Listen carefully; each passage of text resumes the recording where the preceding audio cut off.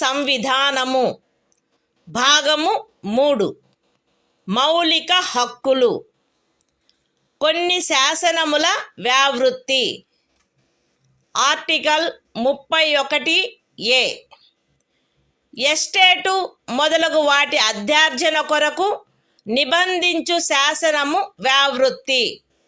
13వ అనుచ్ఛేదంలో ఏమి ఉన్నప్పటికీ రాజ్యమిచే ఏదేని ఎస్టేట్ యొక్క లేక అందలి ఏవేని హక్కుల యొక్క గాని అధ్యార్జన కొరకు లేక అట్టి హక్కుల నిర్వాపన లేక మార్పు కొరకు లేక ప్రజాహితమునకు లేక ఆస్తి యొక్క సముచిత నిర్వహణను చేకూర్చుటకు గాని రాజ్యము ఏదేని ఆస్తి యొక్క నిర్వహణను పరిమిత కాలము వరకు చేపట్టుట కొరకు లేక ప్రజాహితమునకు లేక ఏదేని కార్పొరేషనుల సముచిత నిర్వహణను చేకూర్చుటకు 2 లేక అంతకు మించిన కార్పొరేషనుల యొక్క విలీనీకరణ కొరకు లేక కార్పొరేషన్ల యొక్క నిర్వాహక ఏజెంట్ల, కార్యదర్శుల మరియు కోశాధికారుల, మేనేజింగ్ డైరెక్టర్ల, ఆదేశకుల లేక నిర్వాహకుల హక్కులను లేక కార్పొరేషన్ల యొక్క వాటాదారుల ఓటింగు హక్కులను నిర్వాపన చేయుట కొరకు లేక మార్పు చేయుట కొరకు లేక ఏదేని ఖనిజముకైన కౌలు లేక ఖనిజ తైలమును వెతుకుటకైనా లేక వెలికి తీయుటకైన ఖరారు, కౌలు లేక లైసెన్సును బట్టి ప్రాప్తించు ఏవేని హక్కులను నిర్వాపన చేయుట కొరకు లేక మార్పు చేయుట కొరకు లేక అట్టి ఖరారు, కౌలు లేక లైసెన్సును సమయాత్పూర్వమే సమాప్తము చేయుట కొరకు లేక రద్దు చేయుట కొరకు నిబంధించునట్టి శాసనము దేనిని గాని 14వ అనుచ్ఛేదము లేక 19వ అనుచ్ఛేదము ద్వారా ప్రదత్తమైన హక్కులలో దేనికైనను అసంగతముగునున్నదను లేక అట్టి హక్కులలో దేనినైనను తీసివేయునను లేక కుంచించునను కారణమును బట్టి ప్రభావ శూన్యమగునవి భావించరాదు. అయితే అట్టి శాసనము ఒక రాజ్య శాసన మండలిచే చేయబడినదైన ఎడల రాష్ట్రపతి పర్యాలోచన కొరకై ప్రత్యేకింపబడి ఆయన అనుమతిని పొందిననే తప్ప ఈ అనుచ్ఛేదము యొక్క నిబంధనలు దానికి వర్తించవు. అంతేకాక రాజ్యముచే ఏదేని ఎస్టేటు అధ్యార్జింపబడుటకు ఏదేని శాసనము నిబంధన చేయునెడల మరియు ఆ ఎస్టేటులో చేరిన ఏదేని భూమి ఒక వ్యక్తి యొక్క స్వంత సేద్యము క్రిందయున్న ఎడల అట్టి అధ్యార్జనకు సంబంధించిన శాసనములో మార్కెట్ విలువకు తగ్గని రేటు చొప్పున నష్టపరిహారము చెల్లించుటకు నిబంధనలున్ననే తప్ప తత్సమయమున అమలులోనున్న ఏదేని శాసనము క్రింద అతడికి వర్తించడి గరిష్ట పరిమితి లోపు ఉన్న భూమిలోని ఏదేని భూభాగము కానీ దానిపై గల లేక దానికి చెందియున్న ఏదేని భవనము కానీ కట్టడము కానీ రాజ్యముచే అధ్యార్జింపబడుట శాసన సమ్మతము కాదు. ఈ అనుచ్ఛేదములో ఏదేని స్థానిక ప్రాంతము విషయమున ఎస్టేటు అను పదము ఆ ప్రాంతమునందు అమలులోనున్న భూమి కౌళ్లకు సంబంధించి అస్తిత్వంలోనున్న శాసనములో ఆ పదమునకు గాని స్థానీయ తుల్య పదమునకు గాని ఏ అర్థము కలదో ఆ అర్థమునే కలిగియుండును మరియు అందు ఈ క్రిందివి కూడా చేరియుండును. ఏదేని జాగీరు, ఇనాం లేక మౌఫీ లేక ఇతరమైన తాదృశ అనుదానము మరియు తమిళనాడు, కేరళ రాజ్యములలో ఏదేని జన్మం హక్కు రైతువారీ సెటిల్మెంట్ కింద కలిగి ఉన్న ఏదేని భూమి, బంజరు భూమి, అటవీ భూమి, పచ్చిక బయళ్ళ భూమి లేక కర్షకులు లేక వ్యవసాయ కూలీలు మరియు చేతి వృత్తుల వారు ఆక్రమించుకొనిన భవనములు మరియు ఇతర కట్టడములు ఉన్న స్థలములతో సహా వ్యవసాయ లేక తత్సహాయక ప్రయోజనముల కొరకు ఎవరేని కలిగియున్నా లేక ఎవరికేని కౌలుకు ఇవ్వబడిన ఏదేని భూమి. ఎస్టేట్ విషయమున హక్కులు అను పదమునందు ప్రొప్రైటరు, సబ్ ప్రొప్రైటరు, అపర ప్రొప్రైటరు, ధారణాధికారి, రైతు లేక రైతు కింది రైతు లేక ఇతర మధ్యస్థుని యందు నిహితమయ్యుండు ఏవైనా హక్కులు మరియు భూమి శిస్తును గూర్చిన ఏవైనా హక్కులు లేక విశేషాధికారములు చేరియుండును. The Constitution of India, Part 3, Fundamental Rights, Saving of Certain Laws. Article 31A. Saving of laws providing for acquisition of estates, etc.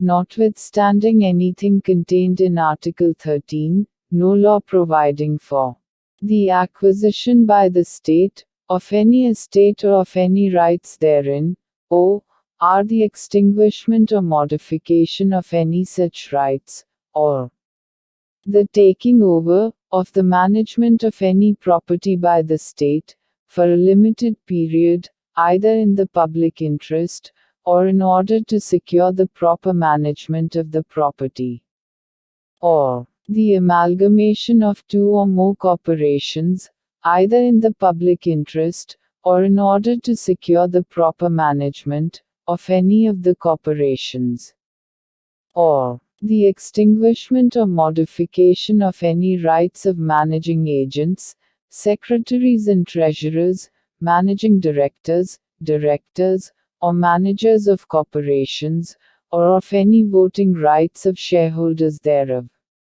or the extinguishment or modification of any rights accruing by virtue of any agreement, lease or license for the purpose of searching for, or winning, any mineral or mineral oil, or the premature termination or cancellation of any such agreement, lease or license, shall be deemed to be void on the ground that it is inconsistent with, or takes away or abridges, any of the rights conferred by Article 14 or Article 19. Provided that, where such law is a law, made by the legislature of a state, the provisions of this article shall not apply thereto, unless such law, having been reserved for the consideration of the President, has received his assent. Provided further, that, where any law, makes any provision for the acquisition by the state, of any estate and where any land comprised therein is held by a person under his personal cultivation, it shall not be lawful for the state to acquire any portion of such land, as is within the ceiling limit, applicable to him under any law for the time being in force, or any building or structure standing thereon or tenant thereto, unless the law relating to the acquisition of such land, building or structure, provides for payment of compensation, at a rate, which shall not be less than the market value thereof. In this article, the expression estate shall, in relation to any local area, have the same meaning as that expression, or its local equivalent has in the existing law, relating to land tenures in force, in that area, and shall also include any jagir, inam, or a fee, or other similar grant. And, in the states of Tamil Nadu and Kerala, any Janmam right. Any land held under Ryotwari settlement. Any land held, or let for purposes of agriculture, or for purposes ancillary thereto, including waste land, forest land, land for pasture, or sites of buildings, and other structures occupied by cultivators of land, agricultural laborers, and village artisans. The expression, rights, in relation to an estate, shall include any rights vesting in a proprietor, sub-proprietor, under-proprietor, tenureholder, rayat, under-rayat, or other intermediary, and any rights, or privileges in respect of land revenue.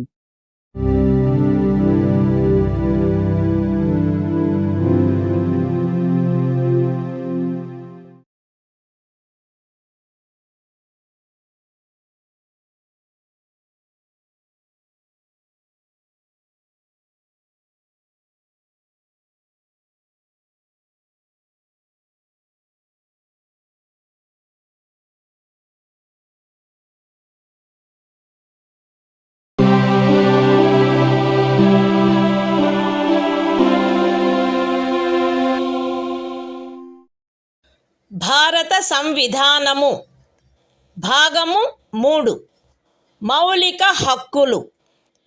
కొన్ని శాసనముల వ్యావృత్తి. Article 31 కొన్ని చట్టములకు మరియు వినిమయములకు శాసనిక మాన్యత కలగజేయుట.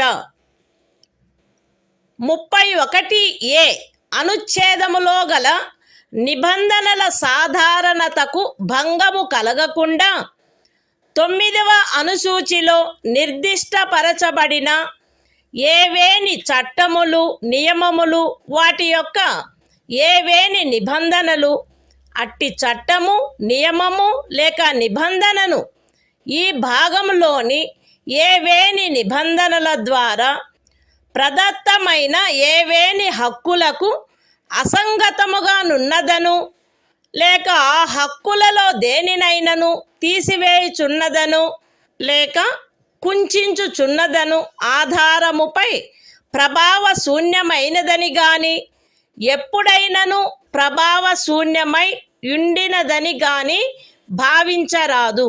మరియు ఏదేని న్యాయస్థానము లేక tribunal యొక్క ఏదేని తీర్పు, decree లేక ఉత్తర్వు దానికి విరుద్ధముగా నున్నప్పటికీ సదరు ప్రతి చట్టము మరియు నియమము దాని రద్దు లేక సవరణ చేయుటకు ఏదేని సమర్థ శాసన మండలికి గల అధికారమునకు అత్యధీనమై అమలునందు కొనసాగవలెను. The Constitution of India, Part 3. Fundamental Rights. Saving of certain laws. Article 31b. Validation of certain acts and regulations. Without prejudice to the generality of the provisions contained in Article 31a. None of the acts and regulations specified in the 9th schedule, nor any of the provisions thereof shall be deemed to be void, or ever to have become void on the ground that such act, regulation or provision is inconsistent with, or takes away or abridges any of the rights conferred by any provisions of this part. And, notwithstanding any judgment, decree or order of any court or tribunal, to the contrary, each of the said acts and regulations shall, subject to the power of any competent legislature to repeal, or amend it, continue in force.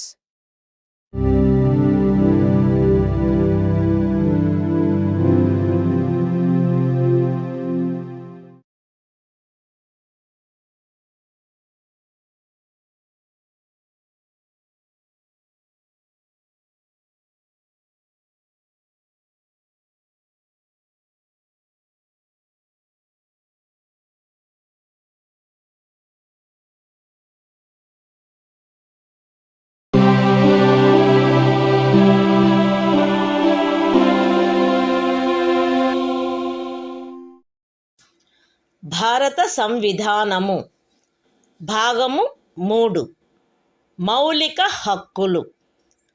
కొన్ని శాసనముల వ్యావృత్తి. Article 31(c) కొన్ని ఆదేశిక సూత్రములను అమలుపరచు శాసనముల వ్యావృత్తి. 13వ అనుచ్ఛేదములో ఏమి ఉన్నప్పటికీ భాగము 4లో పేర్కొనబడిన సూత్రములన్నింటినీ గాని వాటిలో కొన్నింటిని గాని సాధించుట కొరకై రాజ్య విధానమును అమలుపరచు ఏ శాసనమునైనను 14వ అనుచ్ఛేదము లేక 19వ అనుచ్ఛేదము ద్వారా ప్రదత్తమైన ఏవేని హక్కులకు అసంగతముగా నున్నదను లేక ఆ హక్కులలో దేనినైనను తీసివేయుచున్నదను లేక కుంచుచున్నదను కారణమును బట్టి ప్రభావశూన్యమైనదని భావించరాదు. మరియు ఆ శాసనమందు అది అట్టి విధానమును అమలుపరచుట కొరకైనదను ప్రఖ్యానమున్నచో అది అట్టి విధానమును అమలుపరచదను కారణమును బట్టి ఏ న్యాయస్థానములోనూ ప్రష్టవ్యము కారాదు. అయితే అట్టి శాసనము రాజ్య శాసన మండలిచే చేయబడిన ఎడల రాష్ట్రపతి పర్యాలోచన కొరకై ప్రత్యేకింపబడి ఆయన అనుమతిని పొందిననే తప్ప దానికి ఈ అనుచ్ఛేదము యొక్క నిబంధనలు వర్తించవు. The Constitution of India, Part 3, Fundamental Rights, Saving of Certain Laws, Article 31(c), Saving of laws giving effect to certain directive principles. Notwithstanding anything contained in Article 13, no law, giving effect to the policy of the state towards securing all or any of the principles laid down in Part 4, shall be deemed to be void, on the ground that it is inconsistent with, or takes away or abridges any of the rights conferred by Article 14 or Article 19.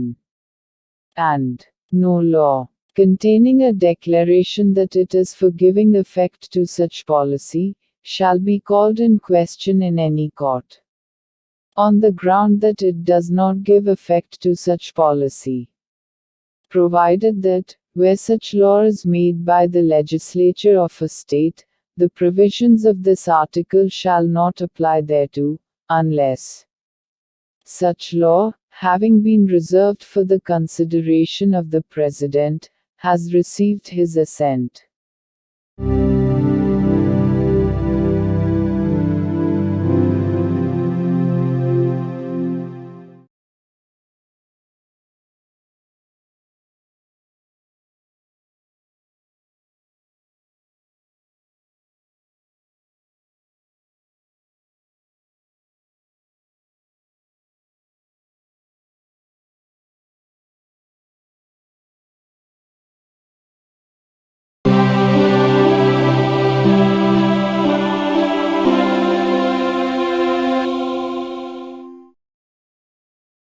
భారత సంవిధానము భాగము 3 మౌలిక హక్కులు.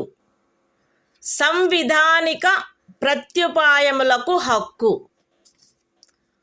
Article 32 ఈ భాగముచే ప్రదత్తము చేయబడిన హక్కులను అమలుపరుచుటకు ప్రత్యుపాయములు. ఈ భాగము ద్వారా ప్రదత్తమైన హక్కులను అమలుపరచుటకు సముచిత చర్యల ద్వారా సర్వోన్నత న్యాయస్థానమును అర్థించు హక్కుకు హామీ ఇయ్యబడినది.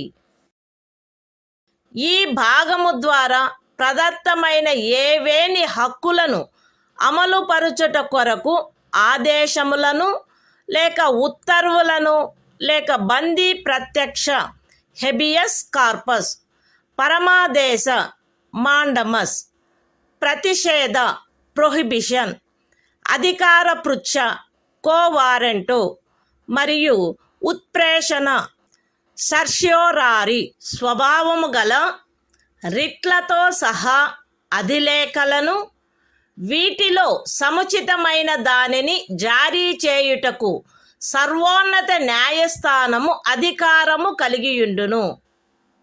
ఖండములు 1 మరియు 2 ద్వారా సర్వోన్నత న్యాయస్థానమునకు ప్రదత్తమైన అధికారములకు భంగము కలగకుండా ఖండము 2 క్రింద సర్వోన్నత న్యాయస్థానముచే వినియోగింపబడదగు అధికారముల అన్నిటినీ కానీ వాటిలో దేనినైనను కానీ ఏదేని ఇతర న్యాయస్థానమునకు దాని అధికారిత యొక్క స్థానిక హద్దులలో వినియోగించు అధికారమును శాసనము ద్వారా parliament వసగవచ్చును.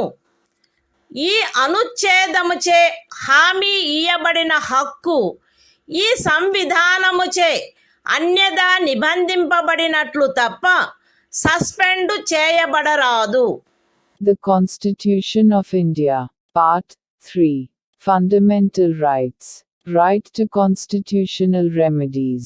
Article 32. Remedies for enforcement of rights conferred by this part. 1.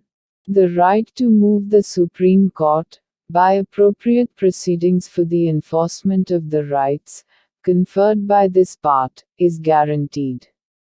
2. The Supreme Court shall have power to issue directions or orders, or writs, including writs in the nature of habeas corpus, mandamus, prohibition, quo warranto and certiorari, whichever may be appropriate, for the enforcement of any of the rights conferred by this part. 3. Without prejudice to the powers conferred on the Supreme Court, by clauses 1 and 2. Parliament may by law empower any other court to exercise within the local limits of its jurisdiction all or any of the powers exercisable by the Supreme Court under clause 2.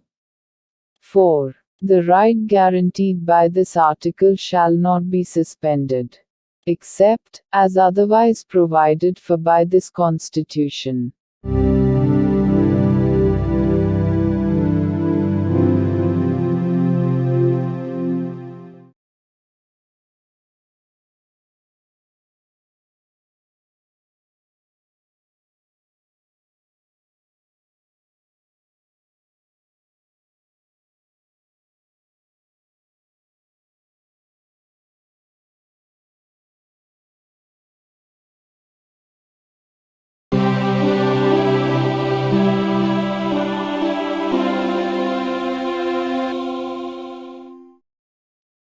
భారత సంవిధానము భాగము 3 మౌలిక హక్కులు సంవిధానిక ప్రత్యుపాయములకు హక్కు.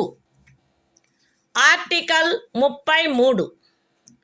ఈ భాగము ద్వారా ప్రదత్తమైన హక్కులను సాయుధ బలములు మొదలగు వాటికి వర్తింపచేయునప్పుడు మార్చుటకు పార్లమెంటుకు గల అధికారము. ఈ భాగము ద్వారా ప్రదత్తమైన హక్కులలో వేటినైనను సాయుధ బలములకు చెందిన సభ్యులకు లేక ప్రజాశాంతిని కాపాడు భారము వహించిన సాయుధ బలములకు చెందిన సభ్యులకు లేక గుప్త సమాచారము కొరకు లేక ఎదురు గుప్త సమాచారము కొరకు రాజ్యముచే స్థాపించబడిన ఏదేని బ్యూరోలో లేదా ఇతర వ్యవస్థలో నియమించబడిన వ్యక్తులకు లేక ఏ నుండి సి వరకు గల ఖండములలో నిర్దేశింపబడిన ఏదేని సాయుధ బలము బ్యూరో లేక వ్యవస్థ కొరకై ఏర్పాటు చేసిన టెలికమ్యూనికేషన్ వ్యవస్థలలో నియమించబడిన లేదా వాటికి సంబంధించిన వ్యక్తులకు వర్తింపచేయుటలో వారి సముచిత కర్తవ్య నిర్వహణను వారి మధ్య క్రమశిక్షణను కట్టుదిట్టము చేయుటకై ఆ హక్కులు ఎంత మేరకు పరిమితపరచబడవలెనో లేక రద్దు చేయబడవలెనో పార్లమెంటు శాసనము ద్వారా నిర్ధారణ చేయవచ్చును. The Constitution of India. Part 3. Fundamental Rights. Right to constitutional remedies. Article 33. Power of Parliament to modify the rights conferred by this part in their application to forces, etc. Parliament may by law determine to what extent any of the rights conferred by this part shall, in their application to the members of the armed forces, or the members of the forces charged with the maintenance of public order, or persons employed in any bureau or other organization established by the state for purposes of intelligence or counterintelligence, or person employed in or in connection with the telecommunication systems set up for the purposes of any force, bureau, or organization referred to in clauses A to C, be restricted or abrogated so as to ensure the proper discharge of their duties and the maintenance of discipline among them.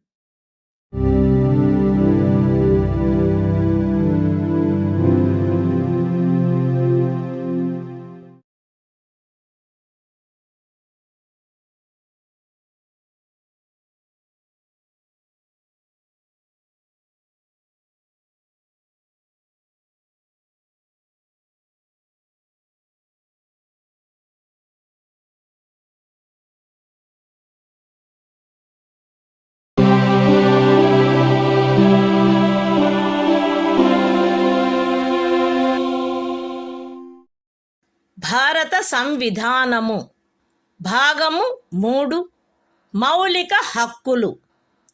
సంవిధానిక ప్రత్యుపాయములకు హక్కు. Article 34. ఏదేని ప్రాంతములో సైనిక శాసనము అమలులోనున్నప్పుడు ఈ భాగము ద్వారా ప్రదత్తమైన హక్కులపై నిర్బంధన.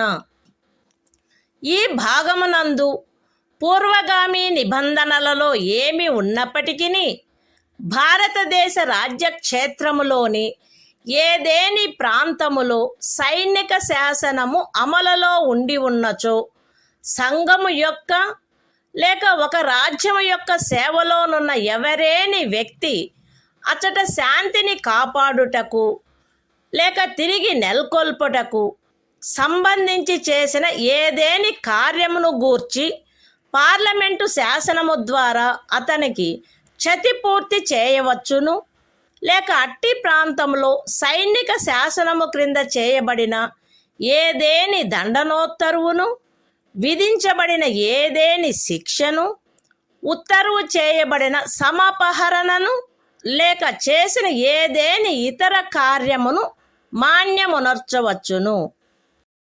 The Constitution of India. Part 3. Fundamental Rights. Right to constitutional remedies. Article 34. Restriction on rights conferred by this part while martial law is in force in any area. Notwithstanding anything in the foregoing provisions of this part, Parliament may, by law, indemnify any person, in the service of the Union, or of a state, or any other person, in respect of any act done by him, in connection with the maintenance or restoration of order, in any area within the territory of India, where martial law was in force, or validate any sentence passed, punishment inflicted, forfeiture ordered, or other act done under martial law in such area.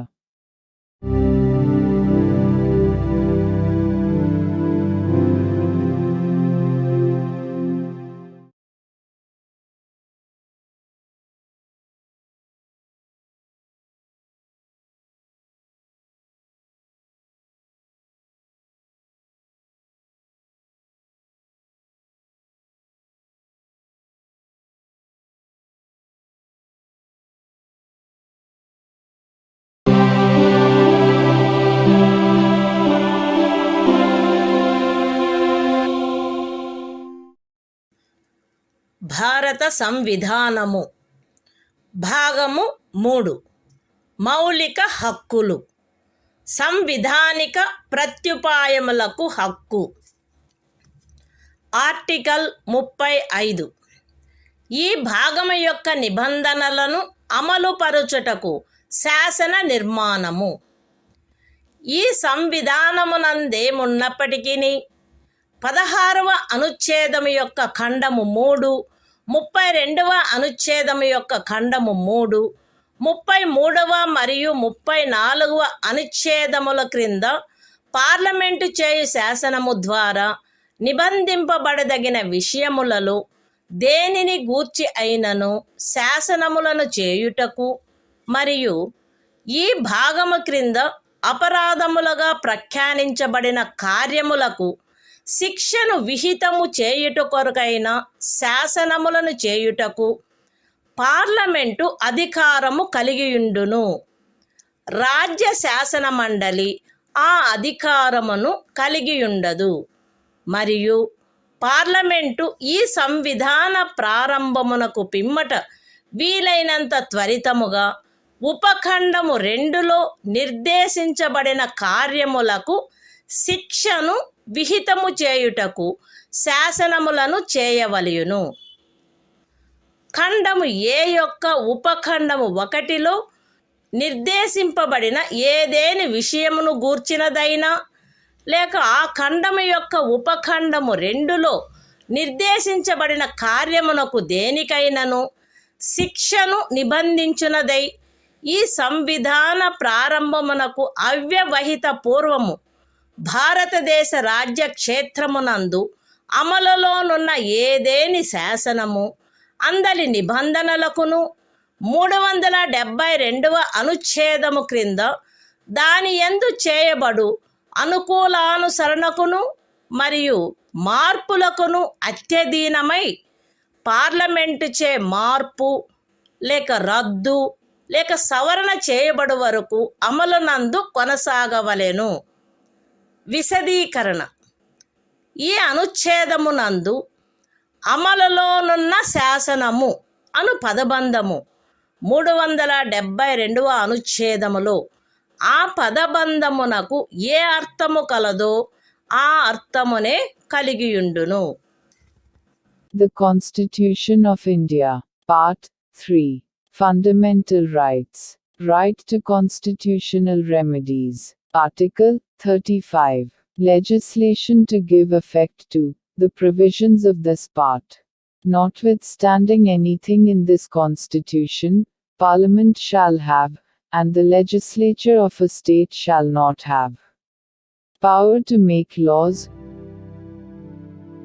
with respect to any of the matters which, under Clause 3 of Article 16, Clause 3 of Article 32, Article 33 and Article 34 may be provided for by law made by Parliament,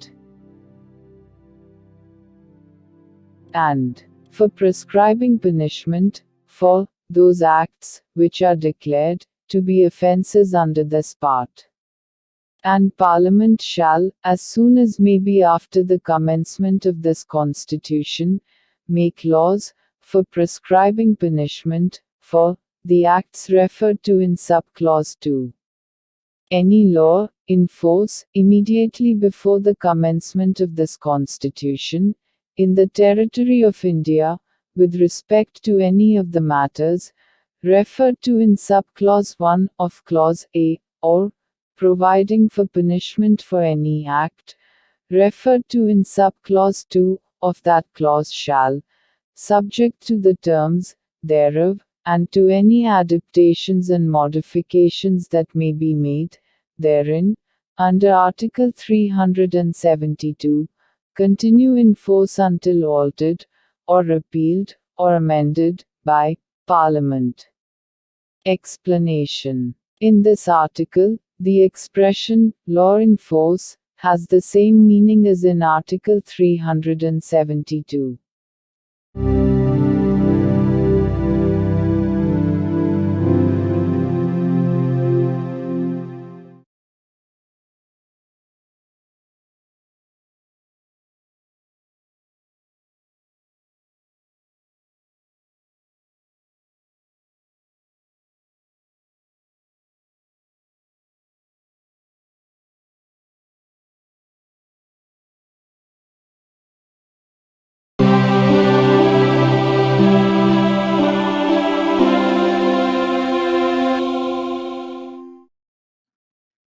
భారత సంవిధానము భాగము 4 రాజ్య విధానము యొక్క ఆదేశిక సూత్రములు.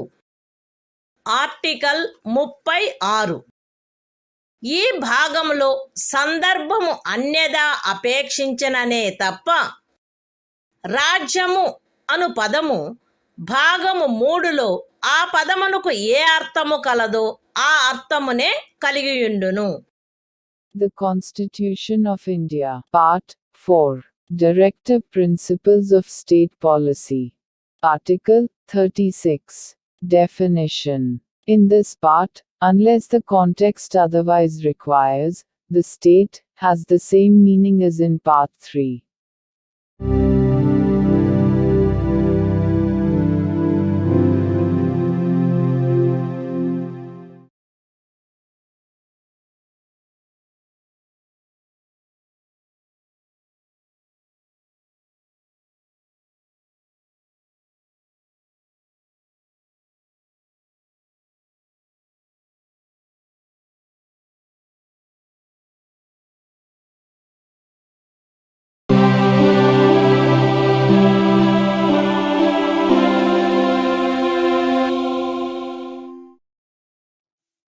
భారత సంవిధానము భాగము 4 రాజ్య విధానము యొక్క ఆదేశిక సూత్రములు. ఆర్టికల్ 37. ఈ భాగములో గల సూత్రముల వర్తింపు. ఈ భాగంలోని నిబంధనలు ఏ న్యాయస్థానముచే కాని అమలు జరపదగినవి కావు. కానీ ఇందు పేర్కొనబడిన సూత్రములు దేశ పరిపాలనకు మూలాధారములుగాను మరియు శాసనములను చేయుటలో వాటిని వర్తింపచేయుట రాజ్యము యొక్క కర్తవ్యమై ఉండవలెను. The Constitution of India, Part 4. Directive Principles of State Policy. Article 37. Application of the principles contained in this part.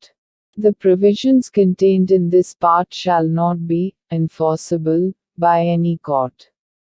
But the principles therein laid down are, nevertheless, fundamental in the governance of the country, and it shall be the duty of the state to apply these principles in making laws.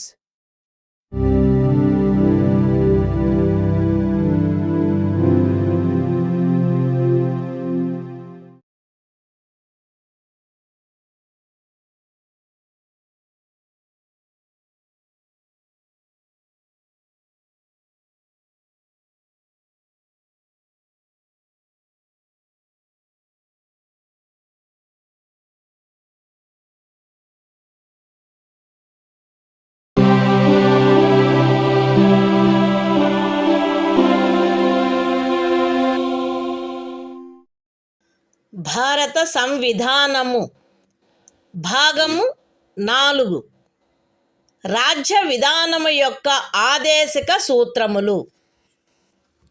Article 38. రాజ్యము ప్రజల శ్రేయస్సును పెంపొందించు సాంఘిక వ్యవస్థను చేకూర్చుట. జాతీయ జీవనంలోని అన్ని రంగములలో సాంఘిక, ఆర్థిక మరియు రాజకీయ న్యాయమును ఉజ్జీవింపచేయు సాంఘిక వ్యవస్థను వీలైనంత వరకు కట్టుదిట్టము చేకూర్చుట ద్వారాను దానిని రక్షించుట ద్వారాను రాజ్యము ప్రజల శ్రేయస్సును పెంపొందించుటకు పాటుపడవలెను.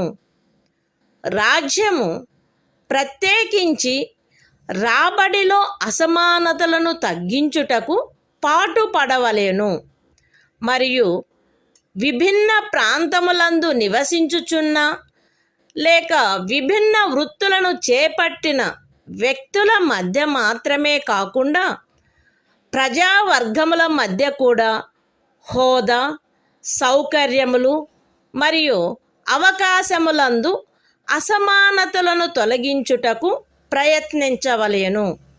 The Constitution of India, Part 4. Directive Principles of State Policy. Article 38. state to secure social order, for the promotion of welfare of the people. The state shall strive to promote the welfare of the people by securing and protecting as effectively as it may a social order in which justice, social, economic, and political shall inform all the institutions of the national life. The state shall, in particular, strive to minimize the inequalities in income, and endeavor to eliminate inequalities in status, facilities and opportunities, not only amongst individuals, but also amongst groups of people, residing in different areas, or engaged in different vocations.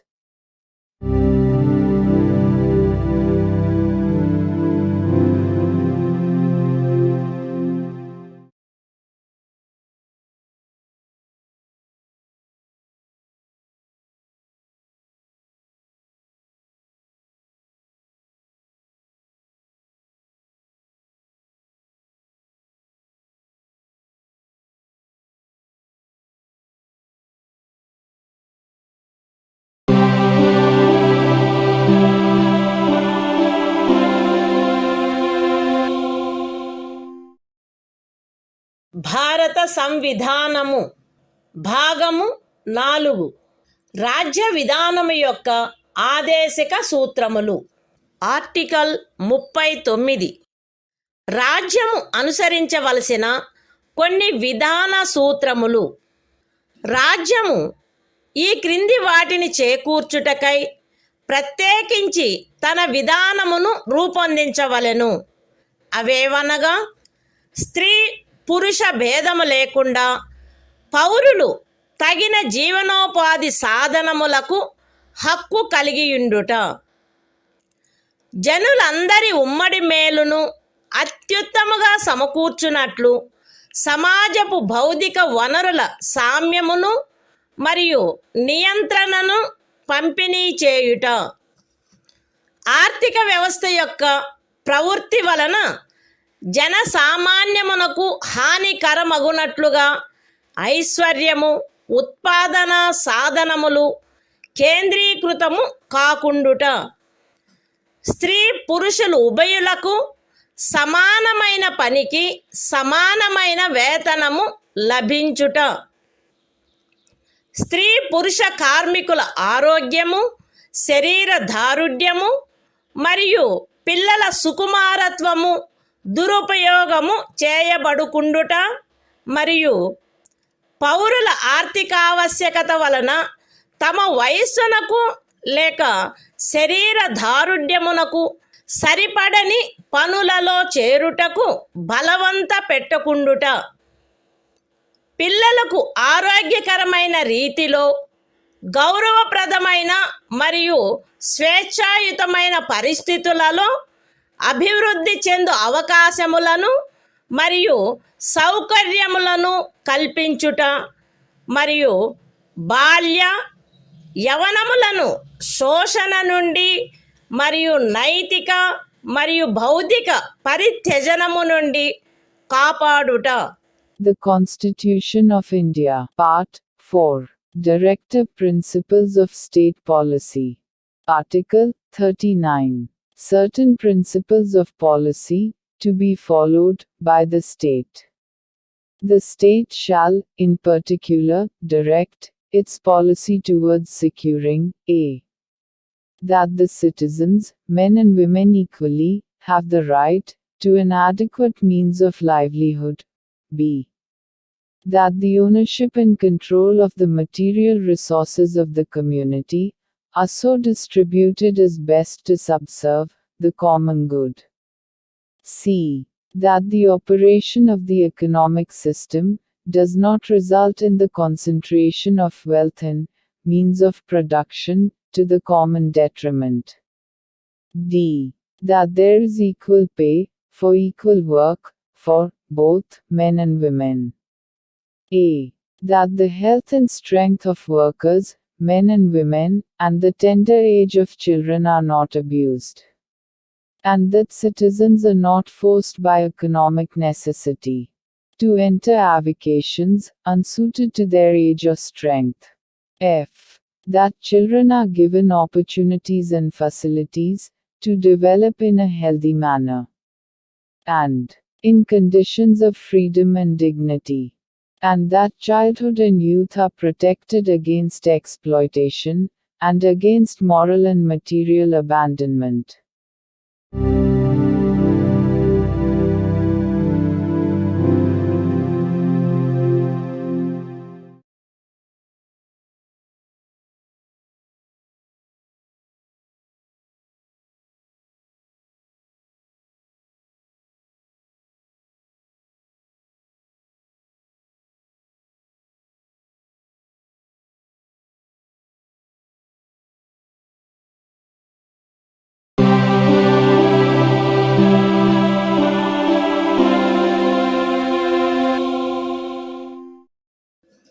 భారత సంవిధానము భాగము 4 రాజ్య విధానము యొక్క ఆదేశక సూత్రములు.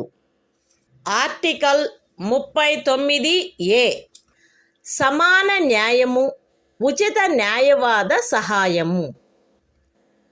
శాసన వ్యవస్థ ప్రవృత్తి సమానావకాశ ప్రాతిపదికపై న్యాయమును చేకూర్చు రీతిలో నిర్వహించబడునట్లు రాజ్యము కట్టుదిట్టము చేయవలెను.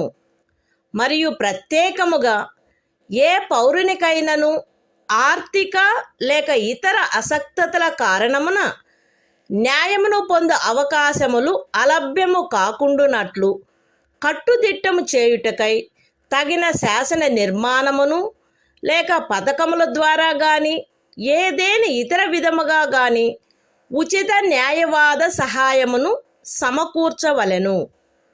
The Constitution of India, Part 4, Directive Principles of State Policy. Article 39A. Equal justice and free legal aid. The state shall secure that the operation of the legal system promotes justice on a basis of equal opportunity, and shall, in particular, provide free legal aid by suitable legislation or schemes, or in any other way to ensure that opportunities for securing justice are not denied to any citizen by reason of economic or other disabilities.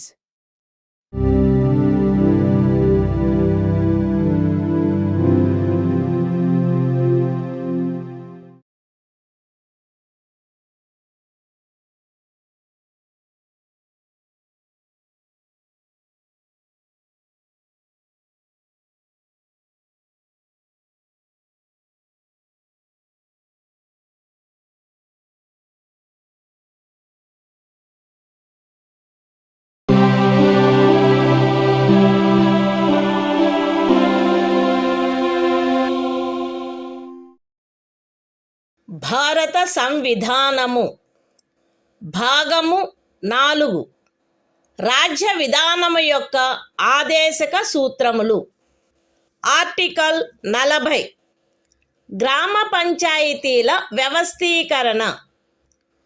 గ్రామ పంచాయతీలను వ్యవస్థీకరించి స్వపరిపాలనా యూనిట్లుగా అవి పనిచేయుటకు వాటికి ఆవశ్యకమగు అధికార ప్రాధికారముల నొసగుటకు రాజ్యము చర్యలను గైగొనవలెను. The Constitution of India, Part 4, Directive Principles of State Policy. Article 40. Organization of Village Panchayats. The state shall take steps to organize village panchayats, and endow them with such powers and authority as may be necessary to enable them to function as units of self-government.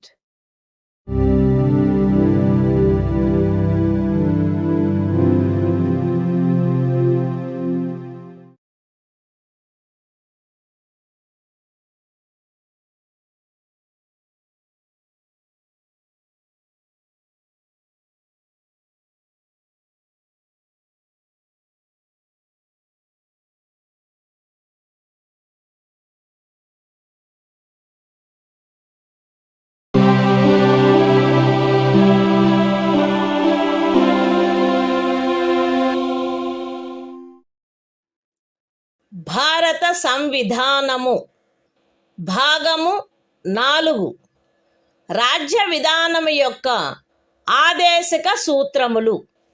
Article 41 పనికి విద్యకు కొన్ని సందర్భములలో ప్రజా సహాయమునకు హక్కు. రాజ్యము దాని ఆర్థిక స్తోమత మరియు అభివృద్ధి పరిమితుల మేరకు పనిచేయు హక్కును, విద్య నేర్చుకొను హక్కును మరియు నిరుద్యోగము, వృద్ధాప్యము, అనారోగ్యము, అంగవైకల్యము మరియు ఇతర విధములైన అకారణ దారిద్ర్యము కలిగిన సందర్భములలో ప్రజా సహాయమును పొందు హక్కును చేకూర్చుటకై కట్టుదిట్టమైన ఏర్పాటు చేయవలెను. The Constitution of India, Part 4, Directive Principles of State Policy. Article 41, Right to work, to education, and to public assistance, in certain cases. The state shall, within the limits of its economic capacity and development, make effective provision for securing the right to work, to education, and to public assistance, in cases of unemployment, old age, sickness, and disablement, and in other cases of undeserved want.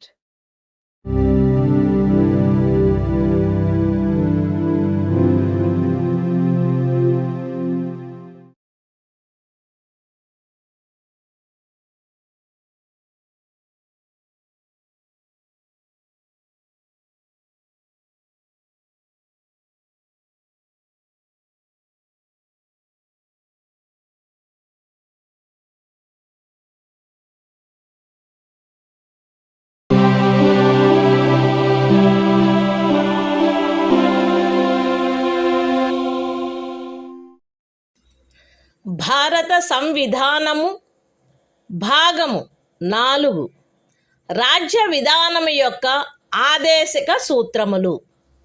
Article 42 పని విషయమున న్యాయమైన మరియు మానవోచితమైన పరిస్థితులకు మరియు ప్రసూతి సహాయమునకు ఏర్పాటు. రాజ్యము పనిచేయు విషయమున న్యాయమైన మరియు మానవోచితమైన పరిస్థితులను, ప్రసూతి సహాయమును చేకూర్చుటకు ఏర్పాటు చేయవలెను.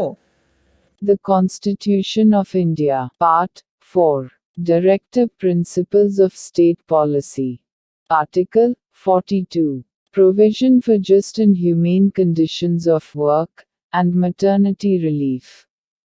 The state shall make provision for securing just and humane conditions of work, and for maternity relief.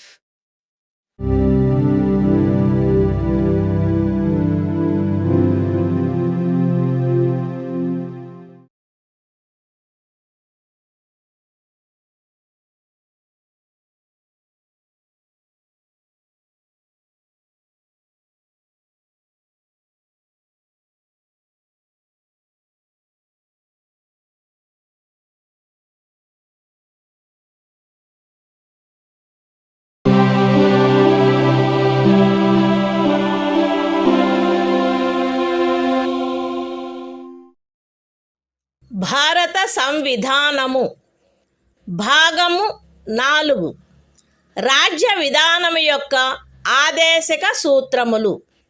Article 43 కార్మికులకు జీవన భృతి మొదలగునవి. రాజ్యము తగిన శాసన నిర్మాణము ద్వారా లేక ఆర్థిక వ్యవస్థాపన ద్వారా లేక మరే విధముగానైనా వ్యవసాయ, పారిశ్రామిక లేక ఇతర కార్మికులందరికీ పనిని, జీవన భృతిని మరియు సముచిత జీవన స్థాయిని, విశ్రాంతి మరియు సాంఘిక సాంస్కృతిక అవకాశముల పూర్తి వినియోగమును చేకూర్చునట్టి పని పరిస్థితులను కల్పించుటకు ప్రయత్నించవలెను. మరియు ప్రత్యేకించి గ్రామీణ ప్రాంతములలో వైయక్తిక ప్రాతిపదికపై లేక సహకార ప్రాతిపదికపై కుటీర పరిశ్రమలను పెంపొందింపచేయుటకు ప్రయత్నించవలెను.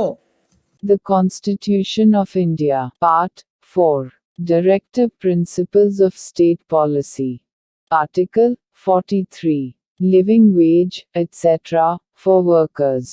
The state shall endeavor to secure, by suitable legislation, or economic organization or in any other way, to all workers, agricultural, industrial or otherwise, work, a living wage, conditions of work ensuring a decent standard of life, and full enjoyment of leisure, and social and cultural opportunities, and, in particular, the state shall endeavor to promote cottage industries, on an individual or cooperative basis, in rural areas.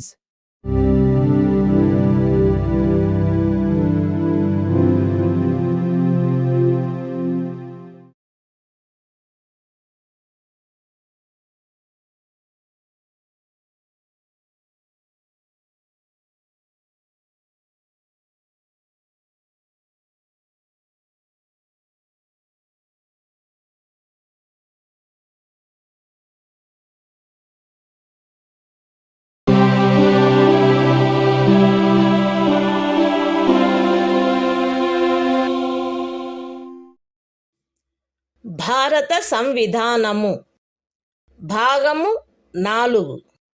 రాజ్య విధానము యొక్క ఆదేశిక సూత్రములు. Article 43A. పరిశ్రమల నిర్వహణలో కార్మికులు పాల్గొనుట. రాజ్యము తగిన శాసన నిర్మాణము ద్వారా లేక ఏదేని ఇతర విధముగా ఏదేని పరిశ్రమలో నిమగ్నమైన సంస్థల వ్యవస్థాపన లేక ఇతర వ్యవస్థల నిర్వహణలో కార్మికులు పాల్గొనున్నట్లు చర్యలు తీసుకొనవలెను. The Constitution of India, Part 4. Directive Principles of State Policy. Article 43A. Participation of workers in management of industries. The state shall take steps, by suitable legislation or in any other way, to secure the participation of workers in the management of undertakings, establishments, or other organizations engaged in any industry.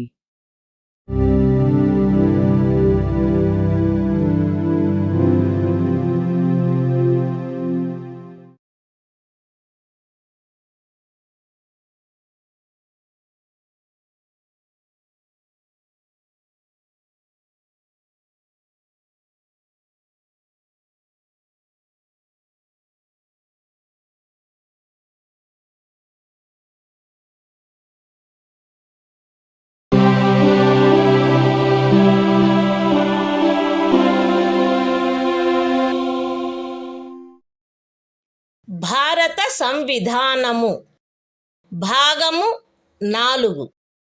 రాజ్య విధానము యొక్క ఆదేశక సూత్రములు. Article 43B. సహకార సంఘముల ప్రవర్ధనము. రాజ్యము సహకార సంఘములు స్వచ్ఛందముగా రూపొందించుటకు, స్వాయత్తముగా కృత్యములు నిర్వహించుటకు, ప్రజాస్వామ్య నియంత్రణ మరియు వృత్తిపరమై యాజమాన్యమును ప్రోత్సహించుటకు ప్రయత్నించవలెను. The Constitution of India, Part 4. Directive Principles of State Policy. Article 43B. Promotion of cooperative societies. The state shall endeavor to promote voluntary formation, autonomous functioning, democratic control and professional management of cooperative societies.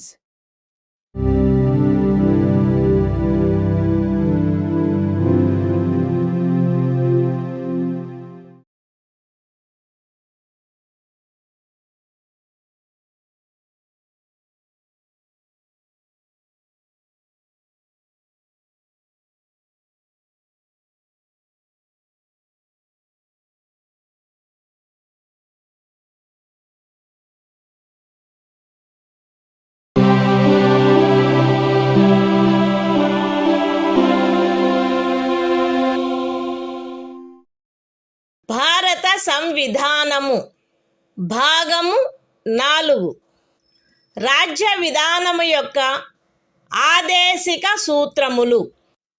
Article 44 పౌరులందరకు ఏకరూపమైన civil Smriti.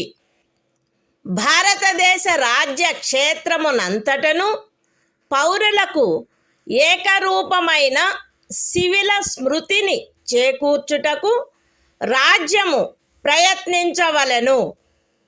The Constitution of India, Part 4, Directive Principles of State Policy.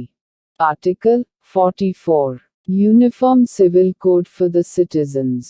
The state shall endeavor to secure for the citizens a uniform civil code throughout the territory of India.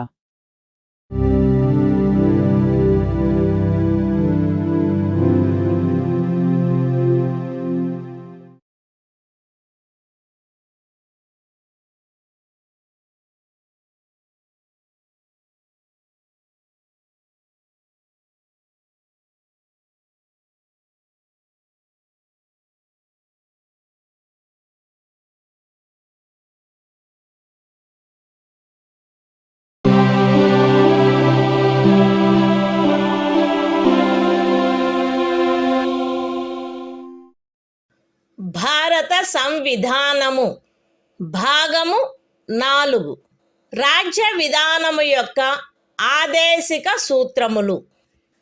Article 45 6 సంవత్సరముల లోపు బాలలందరికీ బాల్య ప్రారంభంలో సంరక్షణ మరియు విద్యను ఏర్పాటు చేయుట. బాలలందరూ వారు 6 సంవత్సరముల వయస్సు పూర్తి చేయునంత వరకు వారికి బాల్య ప్రారంభంలో సంరక్షణ మరియు విద్యను ఏర్పాటు చేయుటకు రాజ్యము ప్రయత్నించవలెను. The Constitution of India, Part 4, Directive Principles of State Policy. Article 45. Provision for early childhood care and education to children below the age of 6 years. The state shall endeavor to provide early childhood care and education for all children until they complete the age of 6 years.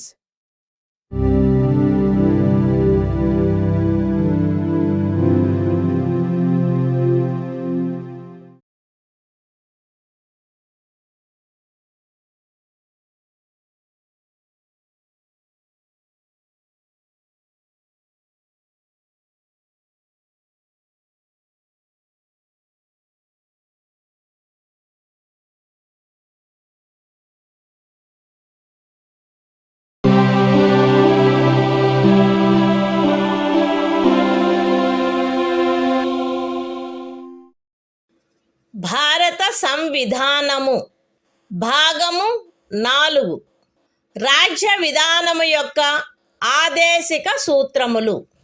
Article 46 అనుసూచిత కులముల, అనుసూచిత జనజాతుల మరియు ఇతర బలహీన వర్గముల యొక్క విద్యా విషయక మరియు ఆర్థిక హితములను పెంపొందించుట.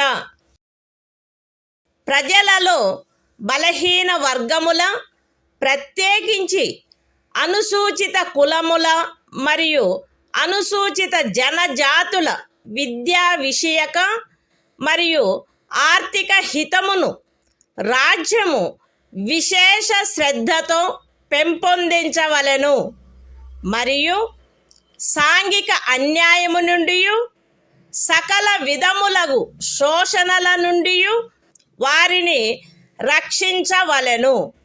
The Constitution of India, Part 4, Directive Principles of State Policy.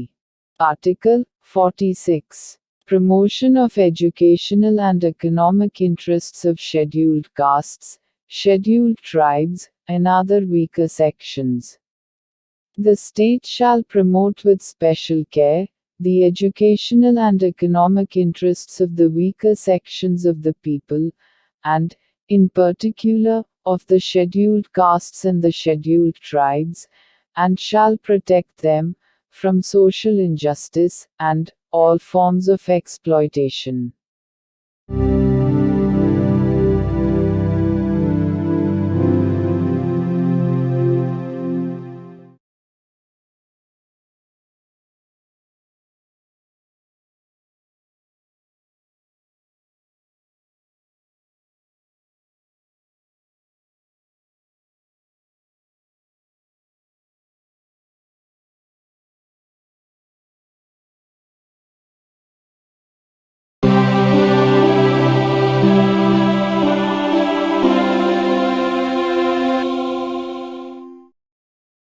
భారత సంవిధానము భాగము 4 రాజ్య విధానము యొక్క ఆదేశిక సూత్రములు.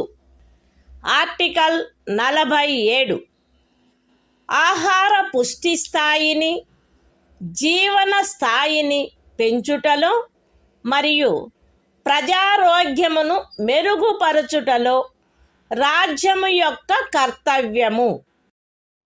రాజ్యము ప్రజల ఆహార పుష్టి యొక్క స్థాయిని, జీవన స్థాయిని పెంచుట మరియు ప్రజారోగ్యమును మెరుగుపరుచుట తన ప్రాథమిక కర్తవ్యములలోనివిగా పరిగణించవలెను మరియు ప్రత్యేకించి వైద్య ప్రయోజనములకై తప్ప మద్యపానీయములను మరియు ఆరోగ్యమునకు భంగము కలిగించు ఔషధములను సేవించుటను నిషేధించుటకు రాజ్యము ప్రయత్నించవలెను.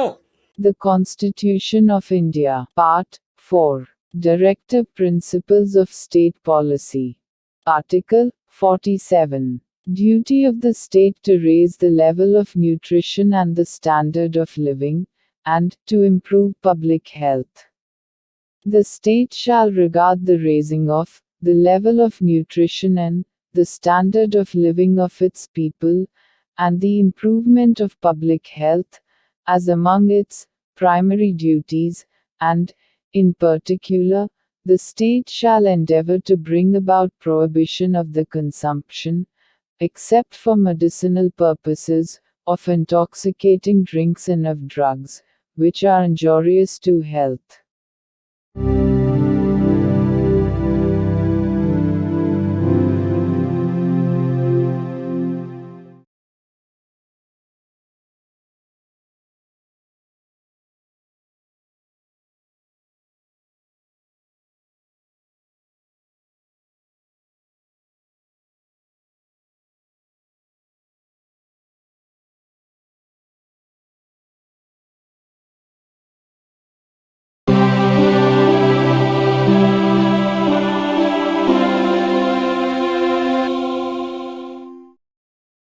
భారత సంవిధానము భాగము 4 రాజ్య విధానము యొక్క ఆదేశిక సూత్రములు. ఆర్టికల్ 48 వ్యవసాయ మరియు పశు సంవర్ధనము యొక్క వ్యవస్థీకరణ. రాజ్యము ఆధునిక మరియు శాస్త్రీయ పద్ధతులను అనుసరించి వ్యవసాయమును, పశు సంవర్ధనమును వ్యవస్థీకరించవలెను మరియు ప్రత్యేకించి ఆవుల, దూడల, ఇతర పాడి పశువుల, భారవాహక పశువుల జాతులను పరిరక్షించి మెరుగుపరచుటకును, వాటి వధను నిషేధించుటకును రాజ్యము చర్యలను గైగొనవలెను. The Constitution of India, Part 4, Directive Principles of State Policy. Article 48. Organization of Agriculture and Animal Husbandry. The state shall endeavor to organize agriculture and animal husbandry on modern and scientific lines, and shall, in particular, take steps for preserving and improving the breeds and prohibiting the slaughter of cows and calves and other milch and draft cattle.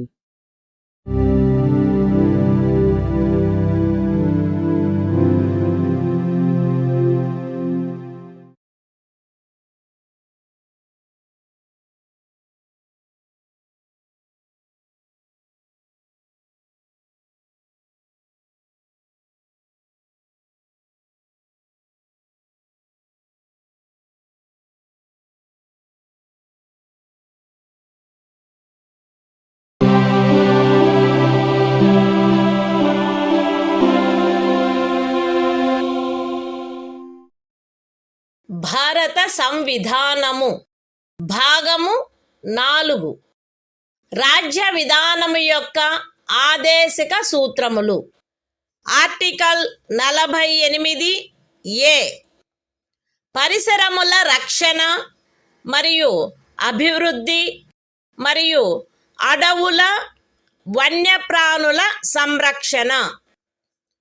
రాజ్యము పరిసరములను కాపాడి అభివృద్ధి చేయుటకును దేశములోని అడవులను వన్యప్రాణులను సంరక్షించుటకును ప్రయత్నించవలెను.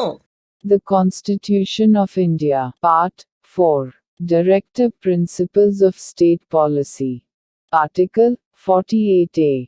Protection and improvement of environment, and safeguarding of forests and wildlife.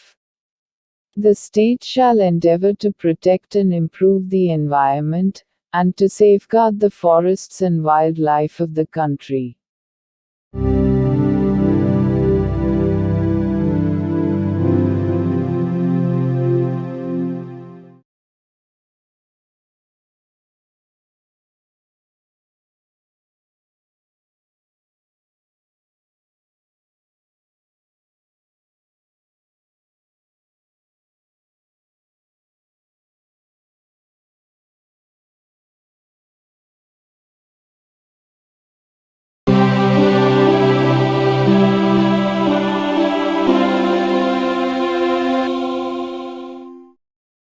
భారత సంవిధానము భాగము 4 రాజ్య విధానము యొక్క ఆదేశిక సూత్రములు. Article 49 జాతీయ ప్రాముఖ్యము గల స్మారక చిహ్నములను రక్షించుట. పార్లమెంటు చేయబడిన శాసనము ద్వారా గాని లేదా దాని క్రింద గాని జాతీయ ప్రాముఖ్యము గలవని ప్రఖ్యానించబడిన కళాత్మక లేక ఐతిహాసిక ప్రయోజనము గల ప్రతి ఒక్క స్మారక చిహ్నమును లేక స్థలమును లేక వస్తువును సందర్భానుసారముగా కొల్లగొట్టుట, విరూపణము, వినాశనము, తొలగింపు, వ్యయనము లేక ఎగుమతి చేయుట నుండి రక్షించుట రాజ్యము యొక్క బాధ్యత అయ్యుండును. The Constitution of India, Part 4, Directive Principles of State Policy. Article 49. Protection of monuments and places and objects of national importance. It shall be the obligation of the state to protect every monument, or place, or object of artistic or historic interest, declared by or under law made by Parliament to be of national importance, from spoliation, disfigurement, destruction, removal, disposal or export, as the case may be.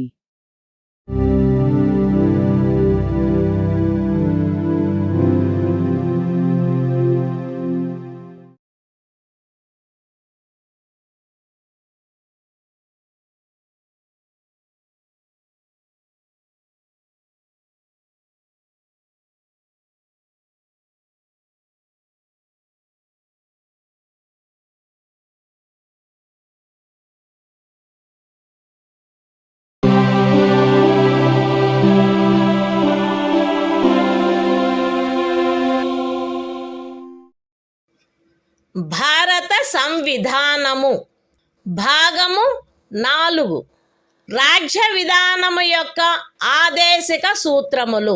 Article 50 న్యాయపాలికను కార్యపాలక వర్గము నుండి వేరుపరుచుట. రాజ్యము యొక్క public సేవలలో న్యాయపాలికను కార్యపాలక వర్గము నుండి వేరుపరుచుటకు రాజ్యము చర్యలను గైగొనవలెను. The Constitution of India, Part 4, Directive Principles of State Policy. Article 50. Separation of judiciary from executive.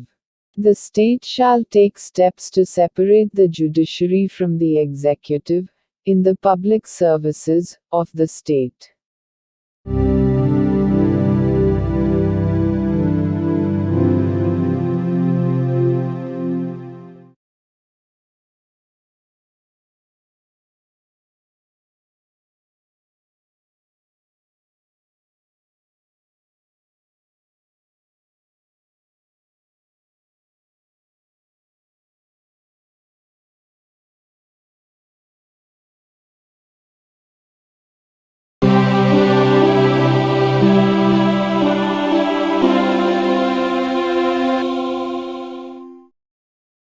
భారత సంవిధానము భాగము 4 రాజ్య విధానము యొక్క ఆదేశిక సూత్రములు.